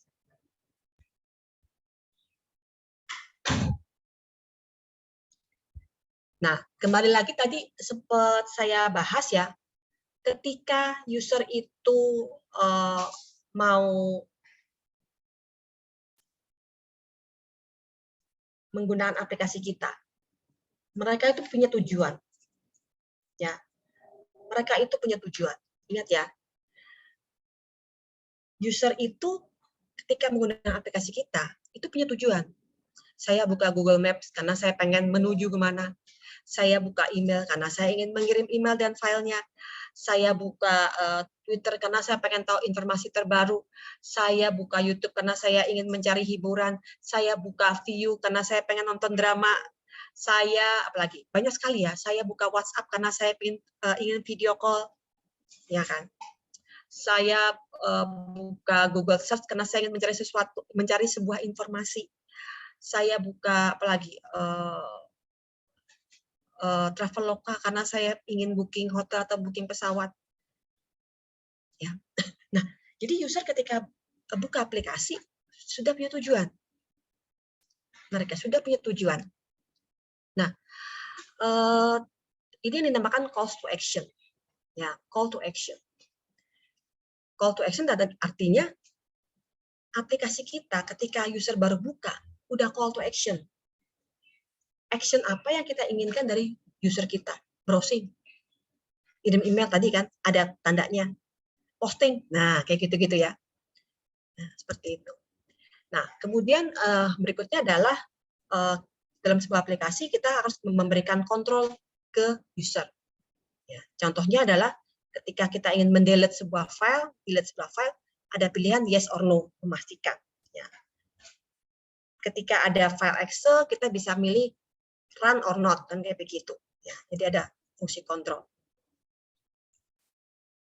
Kemudian juga kita memberikan feedback. Nah ini, ya, memberikan feedback. Ini kata tanda ini kita udah tahu semua ya. Lagi download, lagi download, lagi upload ada tandanya. Nunggu sebentar ada tandanya. Ada yang namanya micro interaction. Ya biasanya gini. Kalau kita lihat kita buka aplikasi dan aplikasi itu butuh lama untuk loading, ya biasanya dia suka kasih tandanya bukan seperti ini, tapi ada informasi. Apakah Anda tahu gini-gini? Nah, itu seperti itu. Tapi itu adalah feedback. Kenapa kita kasih feedback? Supaya user juga enggak bingung. Sebetulnya nih saat ini aplikasi ini sedang ngapain sih? Proses saya udah berapa persen nih untuk upload, untuk download? Ya, baterai saya tinggal berapa sih? Termasuk juga password. Ketika kita salah ngisi password, kita juga harusnya ada pesannya. Password Anda salah, username Anda tidak dikenal, kayak gitu-gitu ya. Supaya user tahu, oh iya rupanya saya salah isi password kok, ya. Seperti itu. Nah, kemudian juga ada namanya fungsi recovery. Jadi recovery ini sebuah fungsi di mana kalau terjadi kesalahan user bisa undo gitu ya. Tadi misalkan kita lagi ngetik-ketik pakai MS Word lagi ngedelete, aduh, saya nggak hapus ini, saya bisa undo seperti itu. Bahkan untuk email-email yang kita ngirim email, aduh harusnya saya nggak kirim begini, kita bisa undo juga. Nah, ini juga sebuah metode yang menarik juga, constraint ya. Gini, ini salah satu cara juga dari aplikasi ya. Bagaimana seorang desainer, ini semua yang saya jelaskan ini adalah sesuatu yang diciptakan oleh seorang desainer ya.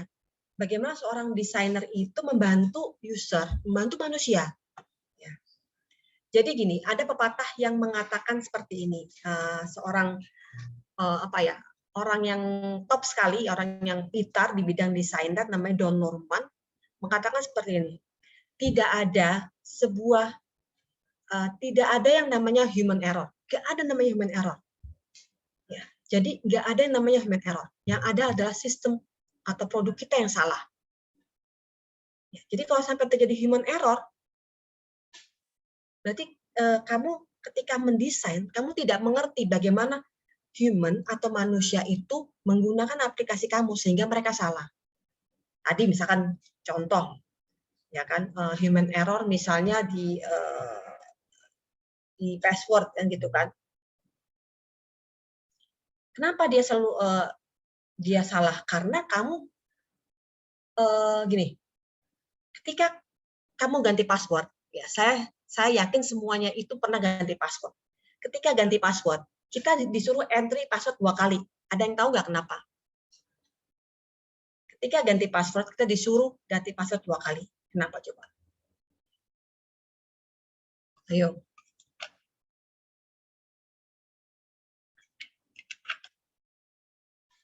Tahu? Oke. Nanti kita ini ya. Kita terangkan pada bagian belakang. Oke. Nah, kembali lagi, constraint ya. Constraint juga sebuah cara bagaimana menghindari manusia berbuat salah. Seperti itu. Bagaimana menghindari manusia berbuat salah. Kita lihat contohnya nih, udah tahu semua nih colokan USB ya. Colokan USB. Ya, colokan USB ini biasanya kita nyolokinnya itu nggak boleh salah posisi. Atas bawah nggak bisa ketukar-tukar. Benar ya? Kenapa begitu? Ya supaya orang nggak salah nyolokin. Nah, ya. Sama juga dengan ini. Kita ini menunya saya dapat di MS Word ya. Ya, kenapa kalau saya habis copy, baru saya Ctrl C atau pilih copy gitu loh. Untuk pilihan cut atau copy di enable, ditiadakan, kita nggak bisa copy lagi. Yang bisa adalah paste. Supaya user nggak salah pilih. Nah, seperti itu ya. Jadi constraint. Kita menghalangi sebuah pilihan yang salah. Kalau ada pilihan yang salah buat user, kita halangi itu. Seperti itu. Sama kayak kunci rumah kan nggak boleh kebalik-balik seperti itu ya.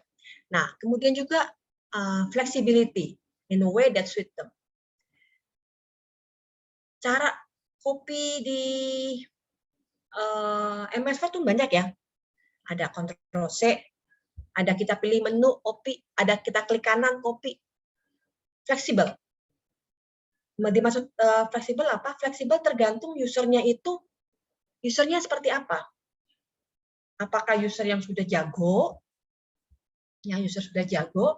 atau user yang baru tahu gitu, baru belajar. Ya, biasanya kalau user yang sudah jago, sistem akan memberikan shortcut tadi misalkan Ctrl C. Bagi orang yang udah biasa pakai MS Word tahu kalau Ctrl C buat copy. Tapi kalau belum dia harus masuk ke menu dulu. Dia klik menunya.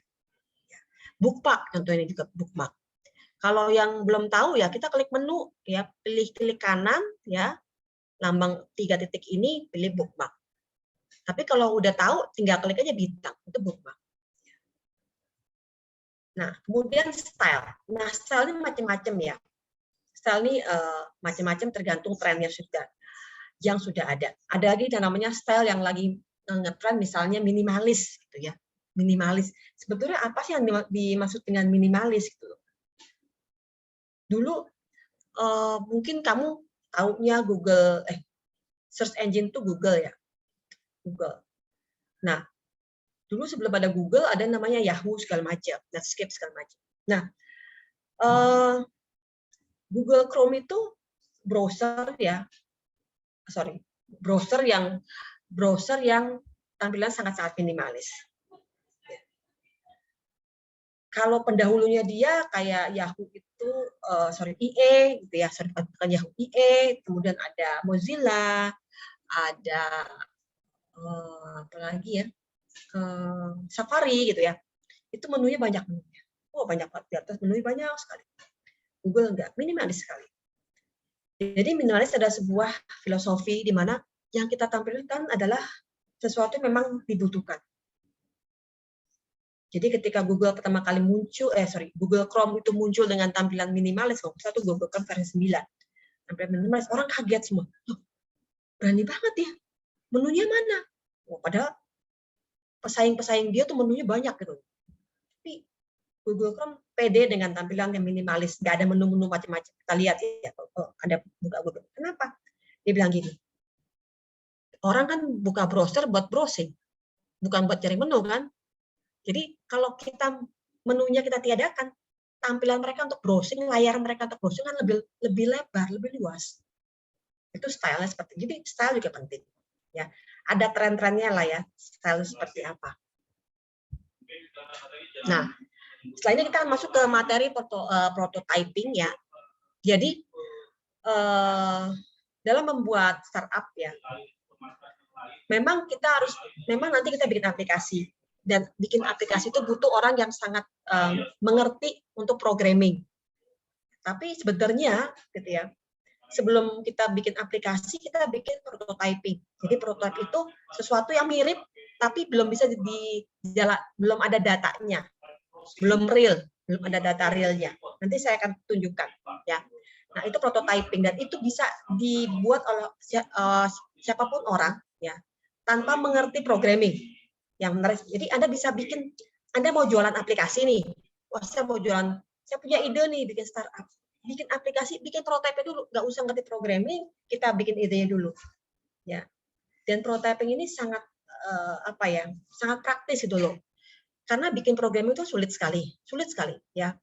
Sehingga kalau ada yang salah, benernya juga sulit. Jadi lebih baik kita bikin prototype-nya dulu. Prototipe, tahu kan prototipe itu contoh gitu ya, contohnya dulu, baru dibikin programmingnya. Nah, di prototipe itu kita ada tools-nya, contohnya adalah Figma gitu ya, yang nanti saya akan terangkan juga. Ada yang namanya low fidelity, ada yang namanya high fidelity. Jadi, ibaratnya Anda punya ide nih tadi, ide aplikasi untuk bikin aplikasi memberikan hampers atau hadiah gitu loh. Saya punya ide nih, terus gimana?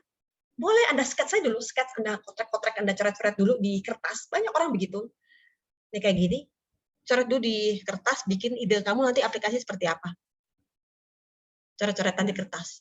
Ini namanya low fidelity, yang belum mirip. Tapi kalau udah mantap, pakai aplikasi kayak tools, Figma namanya high fidelity. Kita bisa bikin mirip, ya, seperti aslinya.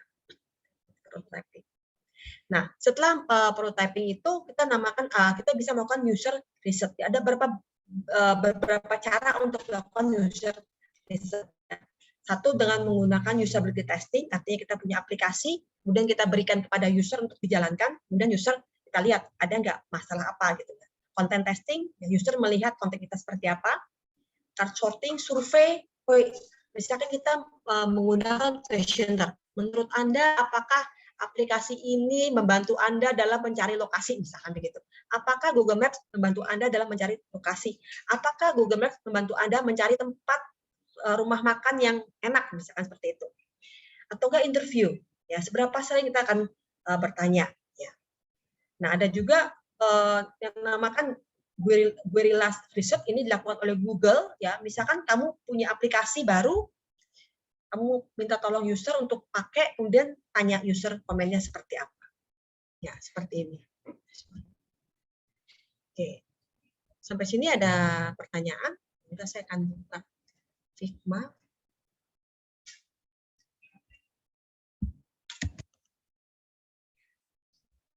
Saya akan kasih contoh aplikasi untuk prototyping. Jadi ini tidak perlu menggunakan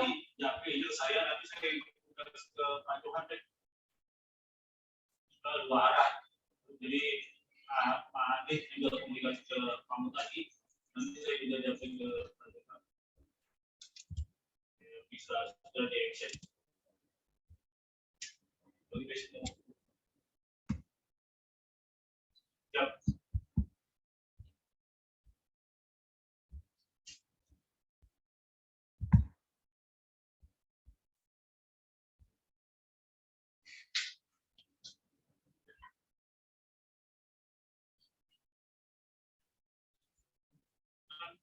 Adik atau Pak Sampo atau Pak Adi ini ada tambahan repair harus diinformasikan ya.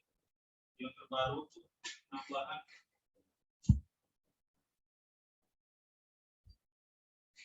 Bukan ini ada lagi nih tambahan dari tambahan.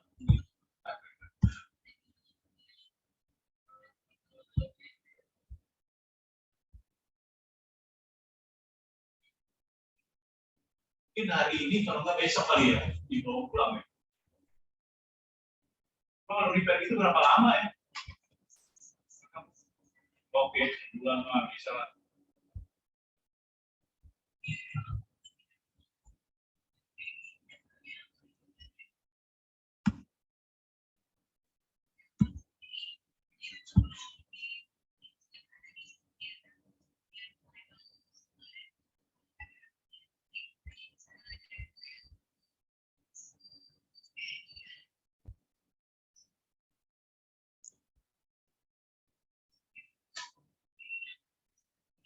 Ya, Pak Sugeng.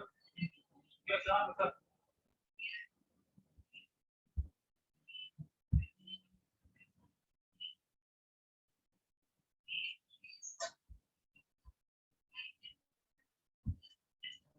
Bukan, Pak. Bukan. Ini yang di EJ, Pak. Informasi terbaru EJ hari ini 900. Susah dibuka katanya. Jadi ini nanti akan mungkin kalau udah dilepas ya dibawa pulang. Tapi kalau ada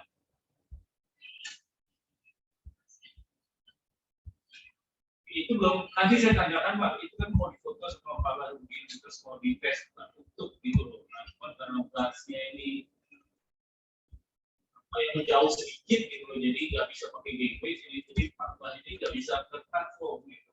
Naik ke platform itu sama pakai fraud gitu.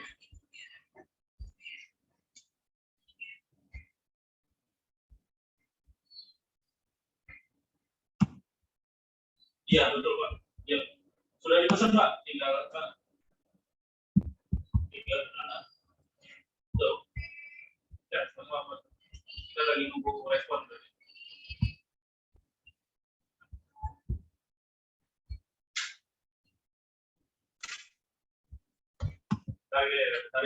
Nah, sambil menunggu, kalau misalnya teman-teman ada pertanyaan, boleh teman-teman ditanyakan dulu, nggak apa-apa, sambil menunggu Ibu Diah buka Figma-nya. Oke. Oh, sudah, oke. Oke. Jadi mungkin saya ada dua gini, misalkan begini ya. Ini sebenarnya kalau kita ada menggunakan Figma, ada beberapa tipe tools ya. Ada Figma, ada Marvel, ada lagi Azure gitu ya. Ada Adobe juga, XD. Nah, saya menggunakan Figma, sebuah tools yang juga banyak juga sekarang digunakan oleh orang ya.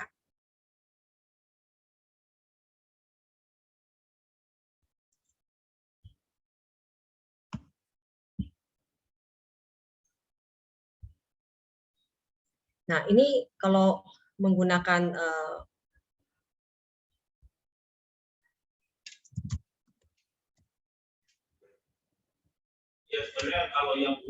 jadi ini benar-benar lebih ke desain, tidak apa ya,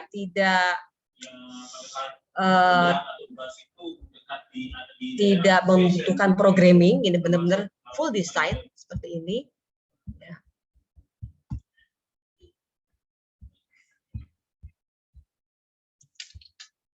Ini ya.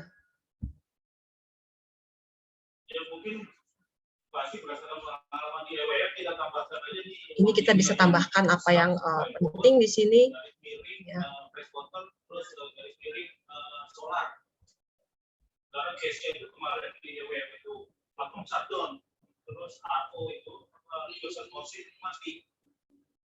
Jadi mereka kan perlu air, nah airnya dia top up dari AHT gitu, atau dari input supply, termasuk juga solar buat selerinya.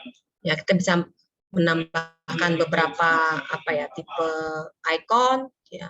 Itu bukan jamnya pusat kok, kita disuruh standby. Ya bang, baterainya kita ya buat station isi solar sama platform.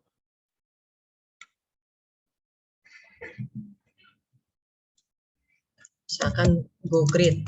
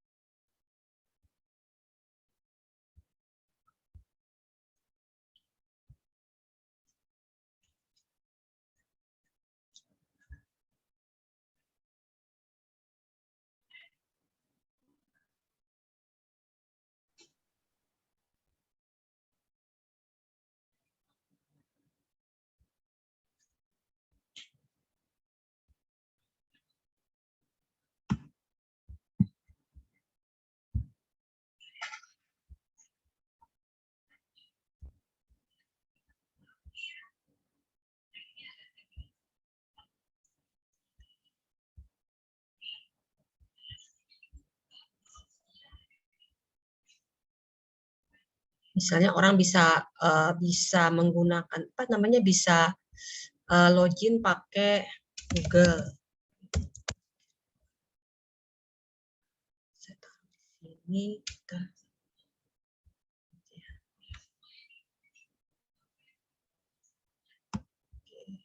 orang bisa login. Orang kalau dilihat begini dia tahu oh bisa login pakai Google, misalnya bisa login pakai Facebook.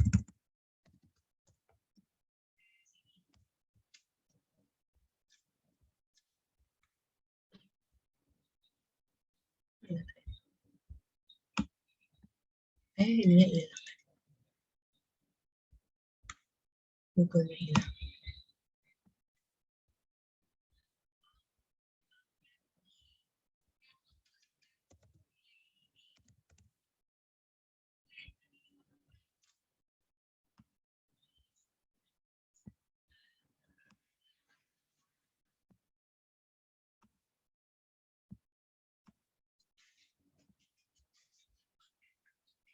Nah, seperti ini, misalnya kita kasih menu baru, gitu ya.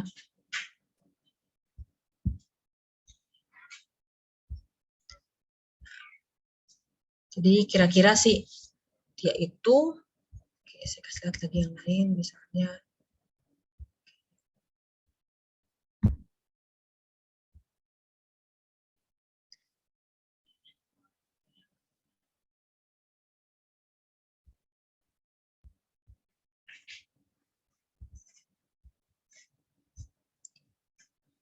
Nah, menggunakan Figma ini yang tadi saya katakan prototipe ya. Ini nggak pakai programming, belum ada datanya, ya. Tapi kita bisa berinteraksi dengan ini. Jadi kita kasih user, kita klik ini, ya. Di sini kita klik. Nah, ketika klik ini kita bisa pindah ke, misalkan kita bisa pindah ke menu yang sebelumnya.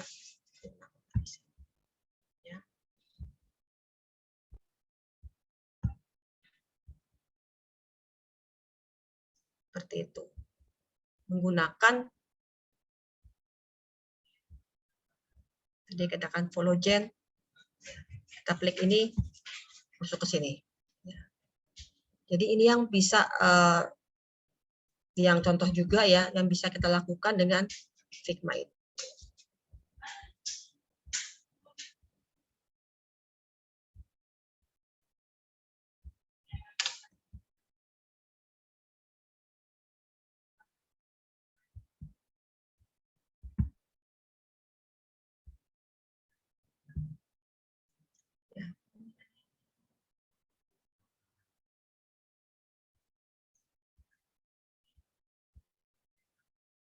Oke, sampai sini ada pertanyaan. Jadi mungkin kalau misalkan kalian tertarik gitu, kalian bisa lihat di YouTube-nya banyak sekali dia cara untuk bikin ini, atau tadi yang seperti saya contoh yang aplikasi ini COVID ini sebetulnya saya ambil dari tampilannya Peduli Lindungi ya. Ini tampilan zaman dulu, kemudian saya ubah ya. Saya kasih beberapa ikon, misalkan saya mau kasih usulan baru gitu ya. Saya mau kasih usulan baru nih. Jadi tampilan yang ini saya ubah. Jadi ini yang bisa kita lakukan juga gitu ya. Seperti ini. Baik, mungkin dari saya cukup sekian dari Mbak Vanessa. Saya kembalikan ke Mbak Vanessa. Ada tambahan mungkin? Oke, ya terima kasih Bu Dia atas materinya yang sudah disampaikan, yang luar biasa sekali materinya. Sekarang kita akan masuk ke sesi tanya jawab ya Bu Dia dan juga teman-teman sekalian. Kalau teman-teman ini punya pertanyaan mengenai UI UX atau mungkin yang tadi di awal tentang startup itu, teman-teman bisa langsung tanyakan dengan cara raise hand, atau teman-teman mau langsung on mic, atau mau lewat chat juga nggak apa-apa, langsung PC ke saya atau langsung ke Bu Dia nggak apa-apa. Kalau misalnya teman-teman ada pertanyaan, boleh langsung ditanyakan teman-teman. Oke, mungkin sembari menunggu teman-teman nih untuk mungkin ada yang masih ketik atau masih mikir mau tanya apa ya. Mungkin aku mau mancing dulu nih Bu sama pertanyaan. Nah, saya pernah lihat nih Bu di salah satu postingan Instagram yang bilang kalau katanya tampilan UI UX itu ada hubungannya sama psikologi gitu Bu. Jadi kalau misalnya bentuknya lingkaran atau gimana itu ada hubungannya sama psikologi, itu benar nggak sih Bu kayak gitu Bu? Bener banget itu.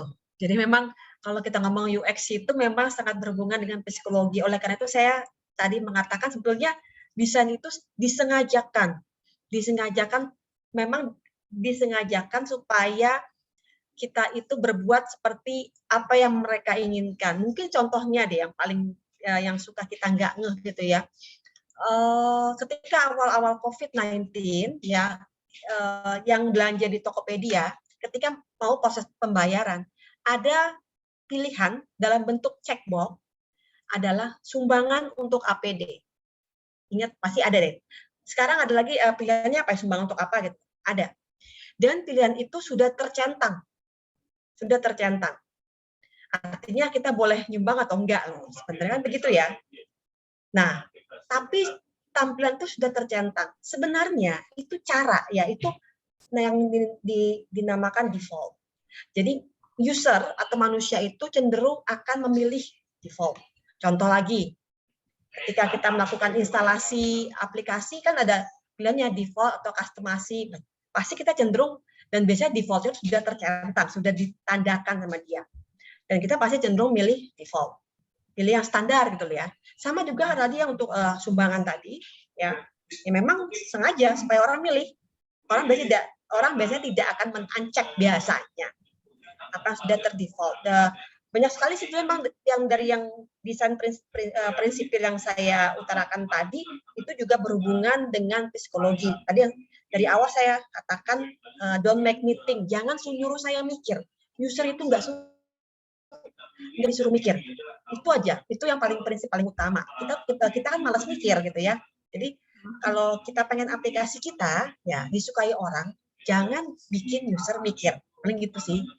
Oke. Ada lagi mungkin dari yang lain, dari aplikasi apa sih yang sekarang lagi ngetren untuk apa namanya, ini generasi bukan milenial ya, berarti masuknya Z ya, generasi Z ya. Apa nih, mungkin aplikasi apa ya. Mungkin juga salah satu psikologi juga, kan kita semua senang main game ya, di sini pasti semua sudah pernah main game gitu kan ya.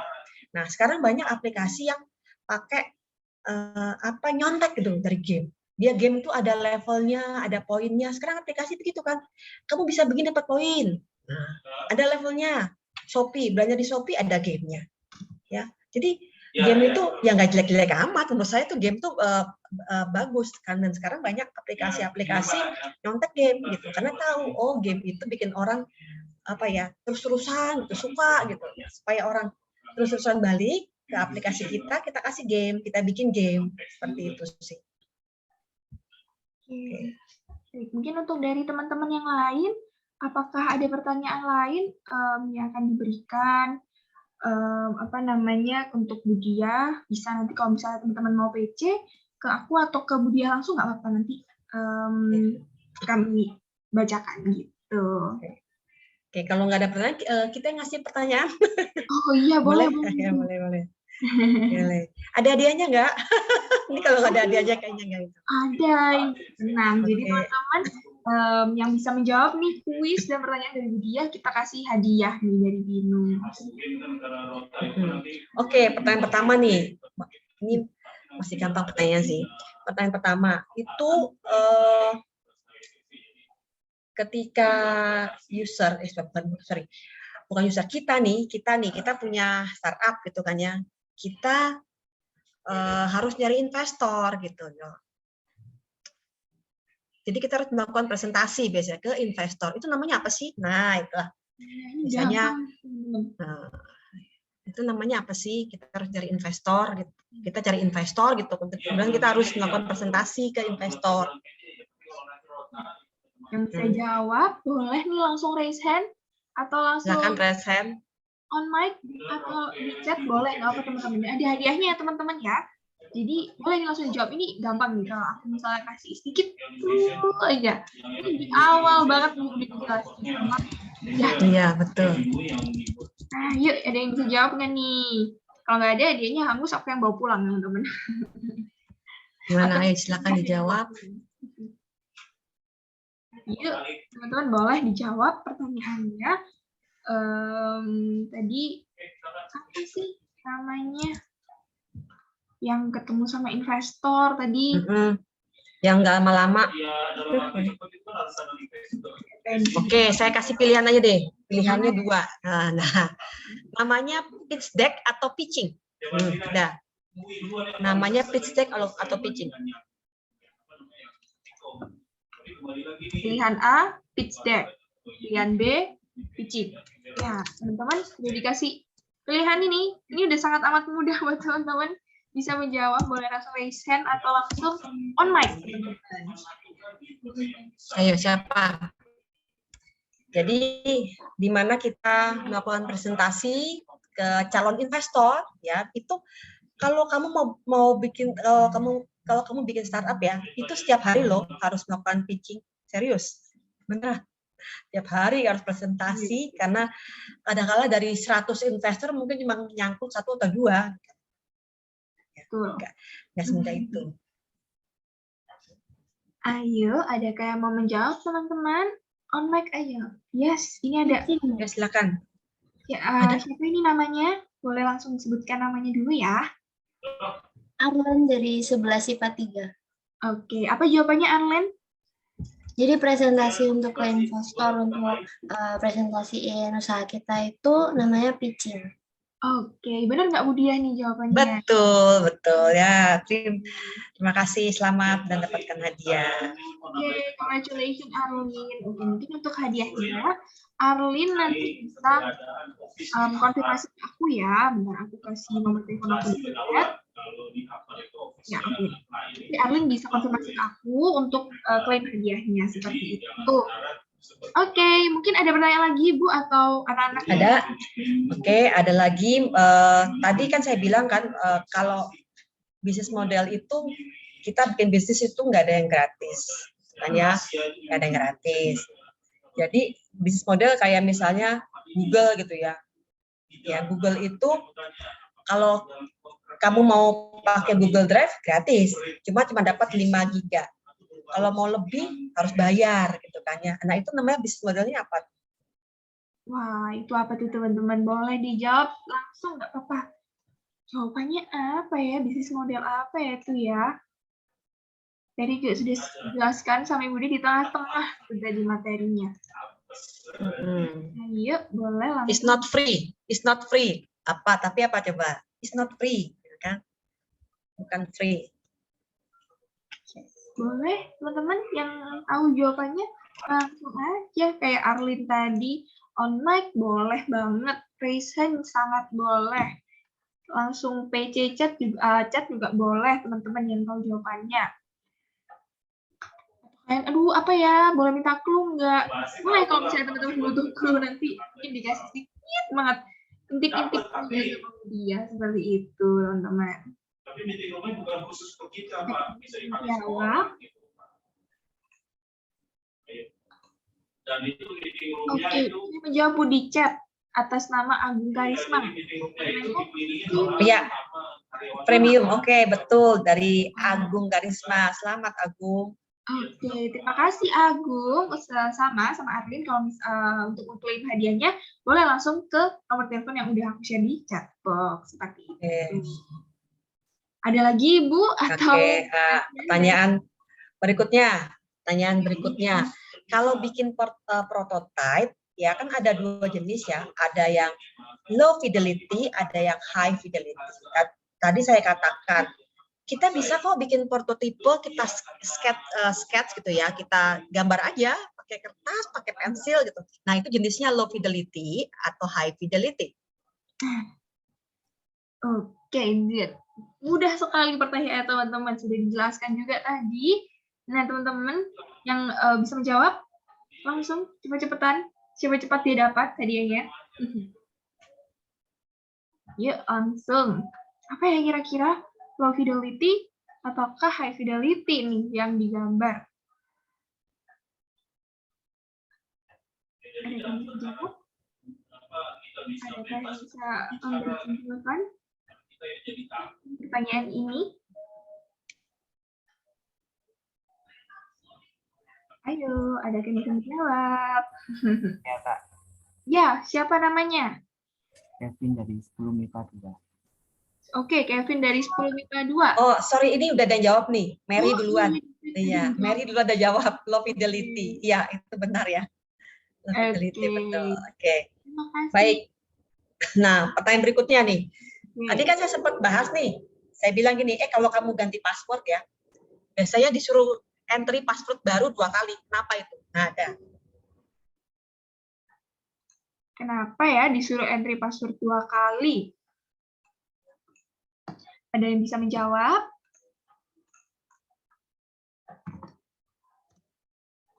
Ya, sih itu tadi belum terjawab ya pertanyaannya. Kenapa sih disuruh enter 2 kali? Ada yang bisa kira-kira bisa beri alasannya nggak kira-kira? Kenapa ya disuruh entry password itu 2 kali? Boleh sama, boleh chat, boleh langsung on mic.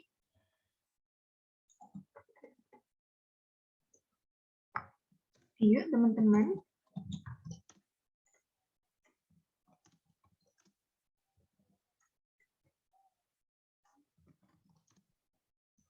Dan bisa menjawab?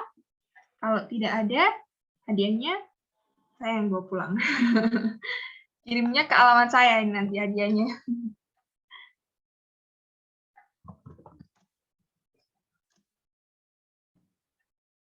Adakah yang bisa menjawab?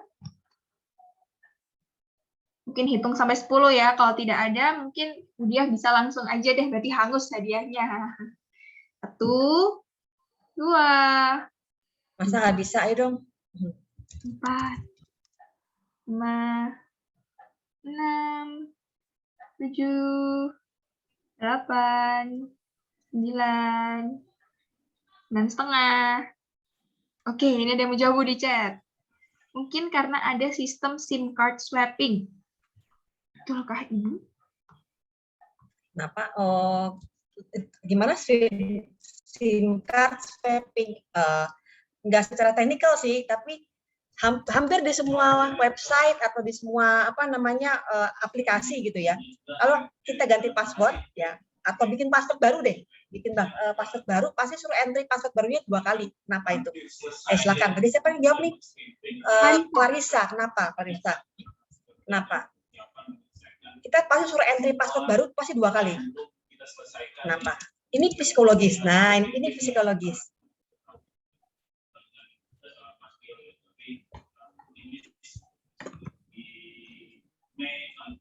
Ini psikologis. Dan saya pribadi terima kasih Ayo apa? Jawabannya berarti bukan Kenapa secara sih? Kenapa sih harus begitu? Ini psikologis bukan teknik. Ayo. jawabannya Apa yang ditakutkan sih? Dan clue paling besar itu. pasti yang ditakutkan Teman-teman, ya yang gampang aja yang terlewat aja di pikiran kalian. Kira-kira kenapa ya kok harus password itu 2 kali gitu kan ribet ya kadang. kenapa? Password 2 kali. Dan kamu pun nanti sebagai seorang desainer gitu ya, ketika merancang orang bikin password baru, pasti kamu juga bikinnya ada dua. Suruh user entry 2 kali. Dan kalau nggak sama, gagal. Nah, Dan dua-duanya harus sama. Nah, itu kira-kira kenapa itu? apa kira-kira ya? Oke, ini dari Mary juga nih. Oke, dan supaya menghindari terjadi hacking, kesalahan informasi lebih aman. Oke, Mary, kenapa lebih aman? Ayo, supaya lebih aman. Maksudnya gimana? Harus 2 kali. Lebih aman maksudnya? Permisi. Ya. Jadi kalau menurut saya itu lebih aman kan entry-nya 2 kali. Jadi misal pokoknya kalau misalnya entry cuma sekali kan itu tadi kayak misal kayak terjadi kesalahan gitu. Kalau entry 2 kali pasti kayak informasi ini akan lebih akurat yang diterima. Kalau itu beda dari sebelumnya kan pasti dari sistem sendiri secara otomatis akan menolak hal tersebut. Oke, gimana Ibu? Oke, baik, boleh, benar. Jadi supaya tidak terjadi kesalahan, tadi secara psikologi ya kita kan manusia tempatnya berbuat salah gitu ya. Pasti ada kemungkinan kita salah. Yang kita maksud ketiknya ABC, tapi kita ketiknya ABCDE gitu loh. Nah itu kan, nah seperti itu ya. Ya baik. Nah untuk yang terakhir, nah saya kasih share screen yang di sini. Nah, ini ada lambang seperti ini, icon seperti ini, lambang seperti ini, kelihatan ya. Nah, ini prinsip yang mana pada desain prinsipal tadi yang saya terangkan? Prinsip yang manakah? Ayo, ada yang bisa menjawab, teman-teman? Prinsip manakah? Prinsip manakah? Oke. Ada yang tahu? Saya kasih 2 pilihan, ya. Prinsip navigasi atau feedback. Pilih yang mana? Ayo. Prinsip navigasi atau feedback?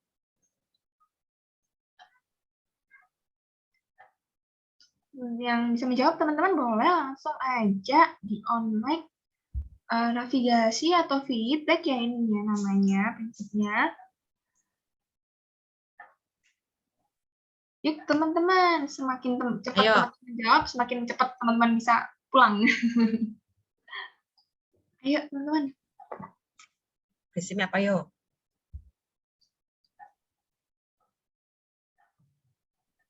Hadiahnya, ada hadiah loh teman-teman, hadiahnya apa? Jadi prinsip ini yang kelihatan ini adalah termasuk desain prinsipal. Ya jadi ini kalau misalnya nih kamu lagi ada tombol play-nya, terus ada progresnya begini, ini prinsip navigasi atau prinsip feedback. Ada yang ingat nggak? Nggak ada yang ingat. Ada yang chat tuh, ada yang chat. Ada dari Clarissa, feedback. Oke, benar ya Clarissa ya? Feedback ya. Baik. Mungkin saya udah nggak ada pertanyaan lagi. Oke, mungkin dari teman-teman kalau bisa ada pertanyaan lagi boleh. Satu pertanyaan terakhir dari teman-teman. Gimana teman-teman? Kalau mungkin nggak ada, mungkin itu aja ya Bu ya. Karena waktu juga sudah jam 3:02. Makasih ya atas waktu ya, sama-sama. Yang luar biasa sekali. Semoga bisa bermanfaat ya Bu buat teman-teman. Iya, iya. Ini bisa semoga nih, dapat bermanfaat. Yes, amin. Semoga juga teman-teman ini makin tertarik nih buat masuk di jurusan IT di BINUS University. Oke, kalau gitu teman-teman, sekali lagi buat yang tadi dapat hadiah, boleh langsung kontak aku di nomor yang udah ada di chat box buat klaim hadiahnya, seperti itu. Oke teman-teman, sekarang karena kita sudah mencapai penghujung acara, sekarang kita mau dokumentasi dulu nih teman-teman. Jadi teman-teman boleh on cam dulu, kita mau dokumentasi untuk mengabadikan momen webinar kali ini. Boleh teman-teman untuk on cam, kita akan dokumentasi. Ayo teman-teman kita on cam untuk dokumentasi. Teman-teman, ada Ellen, ada Angeline, ada... Ayo jangan malu-malu. Ayo Iya. kita on cam. Bentar aja guys, cuman berapa sih? 2 menit, 1 menit kali teman-teman. Boleh, yuk kita on cam. Ada berapa slide di sini, kita akan dokumentasi bareng-bareng teman-teman. Ada Marliston, Hilaria, Melisa, lalu ada Jonathan, Angel. Ayo di on cam yuk teman-teman semuanya. Cuman bentar teman-teman, cuman buat dokumentasi, habis itu boleh off cam lagi kok. Ayo anak-anak, ayo on cam semua yuk, Arlen. Ayo anak-anak yuk on cam yuk, biar ada dokumentasinya terlihat ya. Iya. Oke, ayo. Hilary, ya. Gracia, ayo on cam dulu. Ibu Tia, terima kasih banyak ya. Sama-sama Ibu Ningtyas, terima kasih udah hadir dengan murid-murid semua. Iya. Oke. Yuk teman-teman, sebentar lagi aku bakalan mulai dokumentasi, sorry. Jadi teman-teman yuk on cam semua yuk. Kita dokumentasi sebentar aja. Oke. Kayaknya udah beberapa yang on cam, langsung aja kita dokumentasi. 1, 2, 3. Oke, tahan teman-teman ya. Ini sebentar, ada 4 slide di sini teman-teman. Oke, terima kasih teman-teman. Boleh kalau misalnya teman-teman lagi berhalangan, nggak apa-apa, on cam lagi teman-teman yang masih bisa on cam nggak apa-apa. Oke deh teman-teman, kalau gitu terima kasih untuk waktunya pada siang hari ini. Teman-teman masih bersemangat mengikuti webinar kali ini. Terima kasih banyak buat Bapak dan Ibu guru yang sudah meluangkan waktunya sampai sore jam segini menemani kita semua webinar. Terima kasih untuk Bu Dia atas materinya luar biasa sekali. Mungkin segitu aja dari kami. Semoga teman-teman selalu sehat selalu dan kita berharap bersama-sama semoga secepatnya kita bisa bertemu langsung ya teman-teman ya. Kalau gitu terima kasih atas waktunya teman-teman. Selamat siang. Have a nice day. Ya, selamat siang semuanya. Terima kasih. Terima kasih. Terima kasih Kak Vanes. Terima kasih Bapak Ibu guru. Terima kasih anak-anak ya. Terima kasih.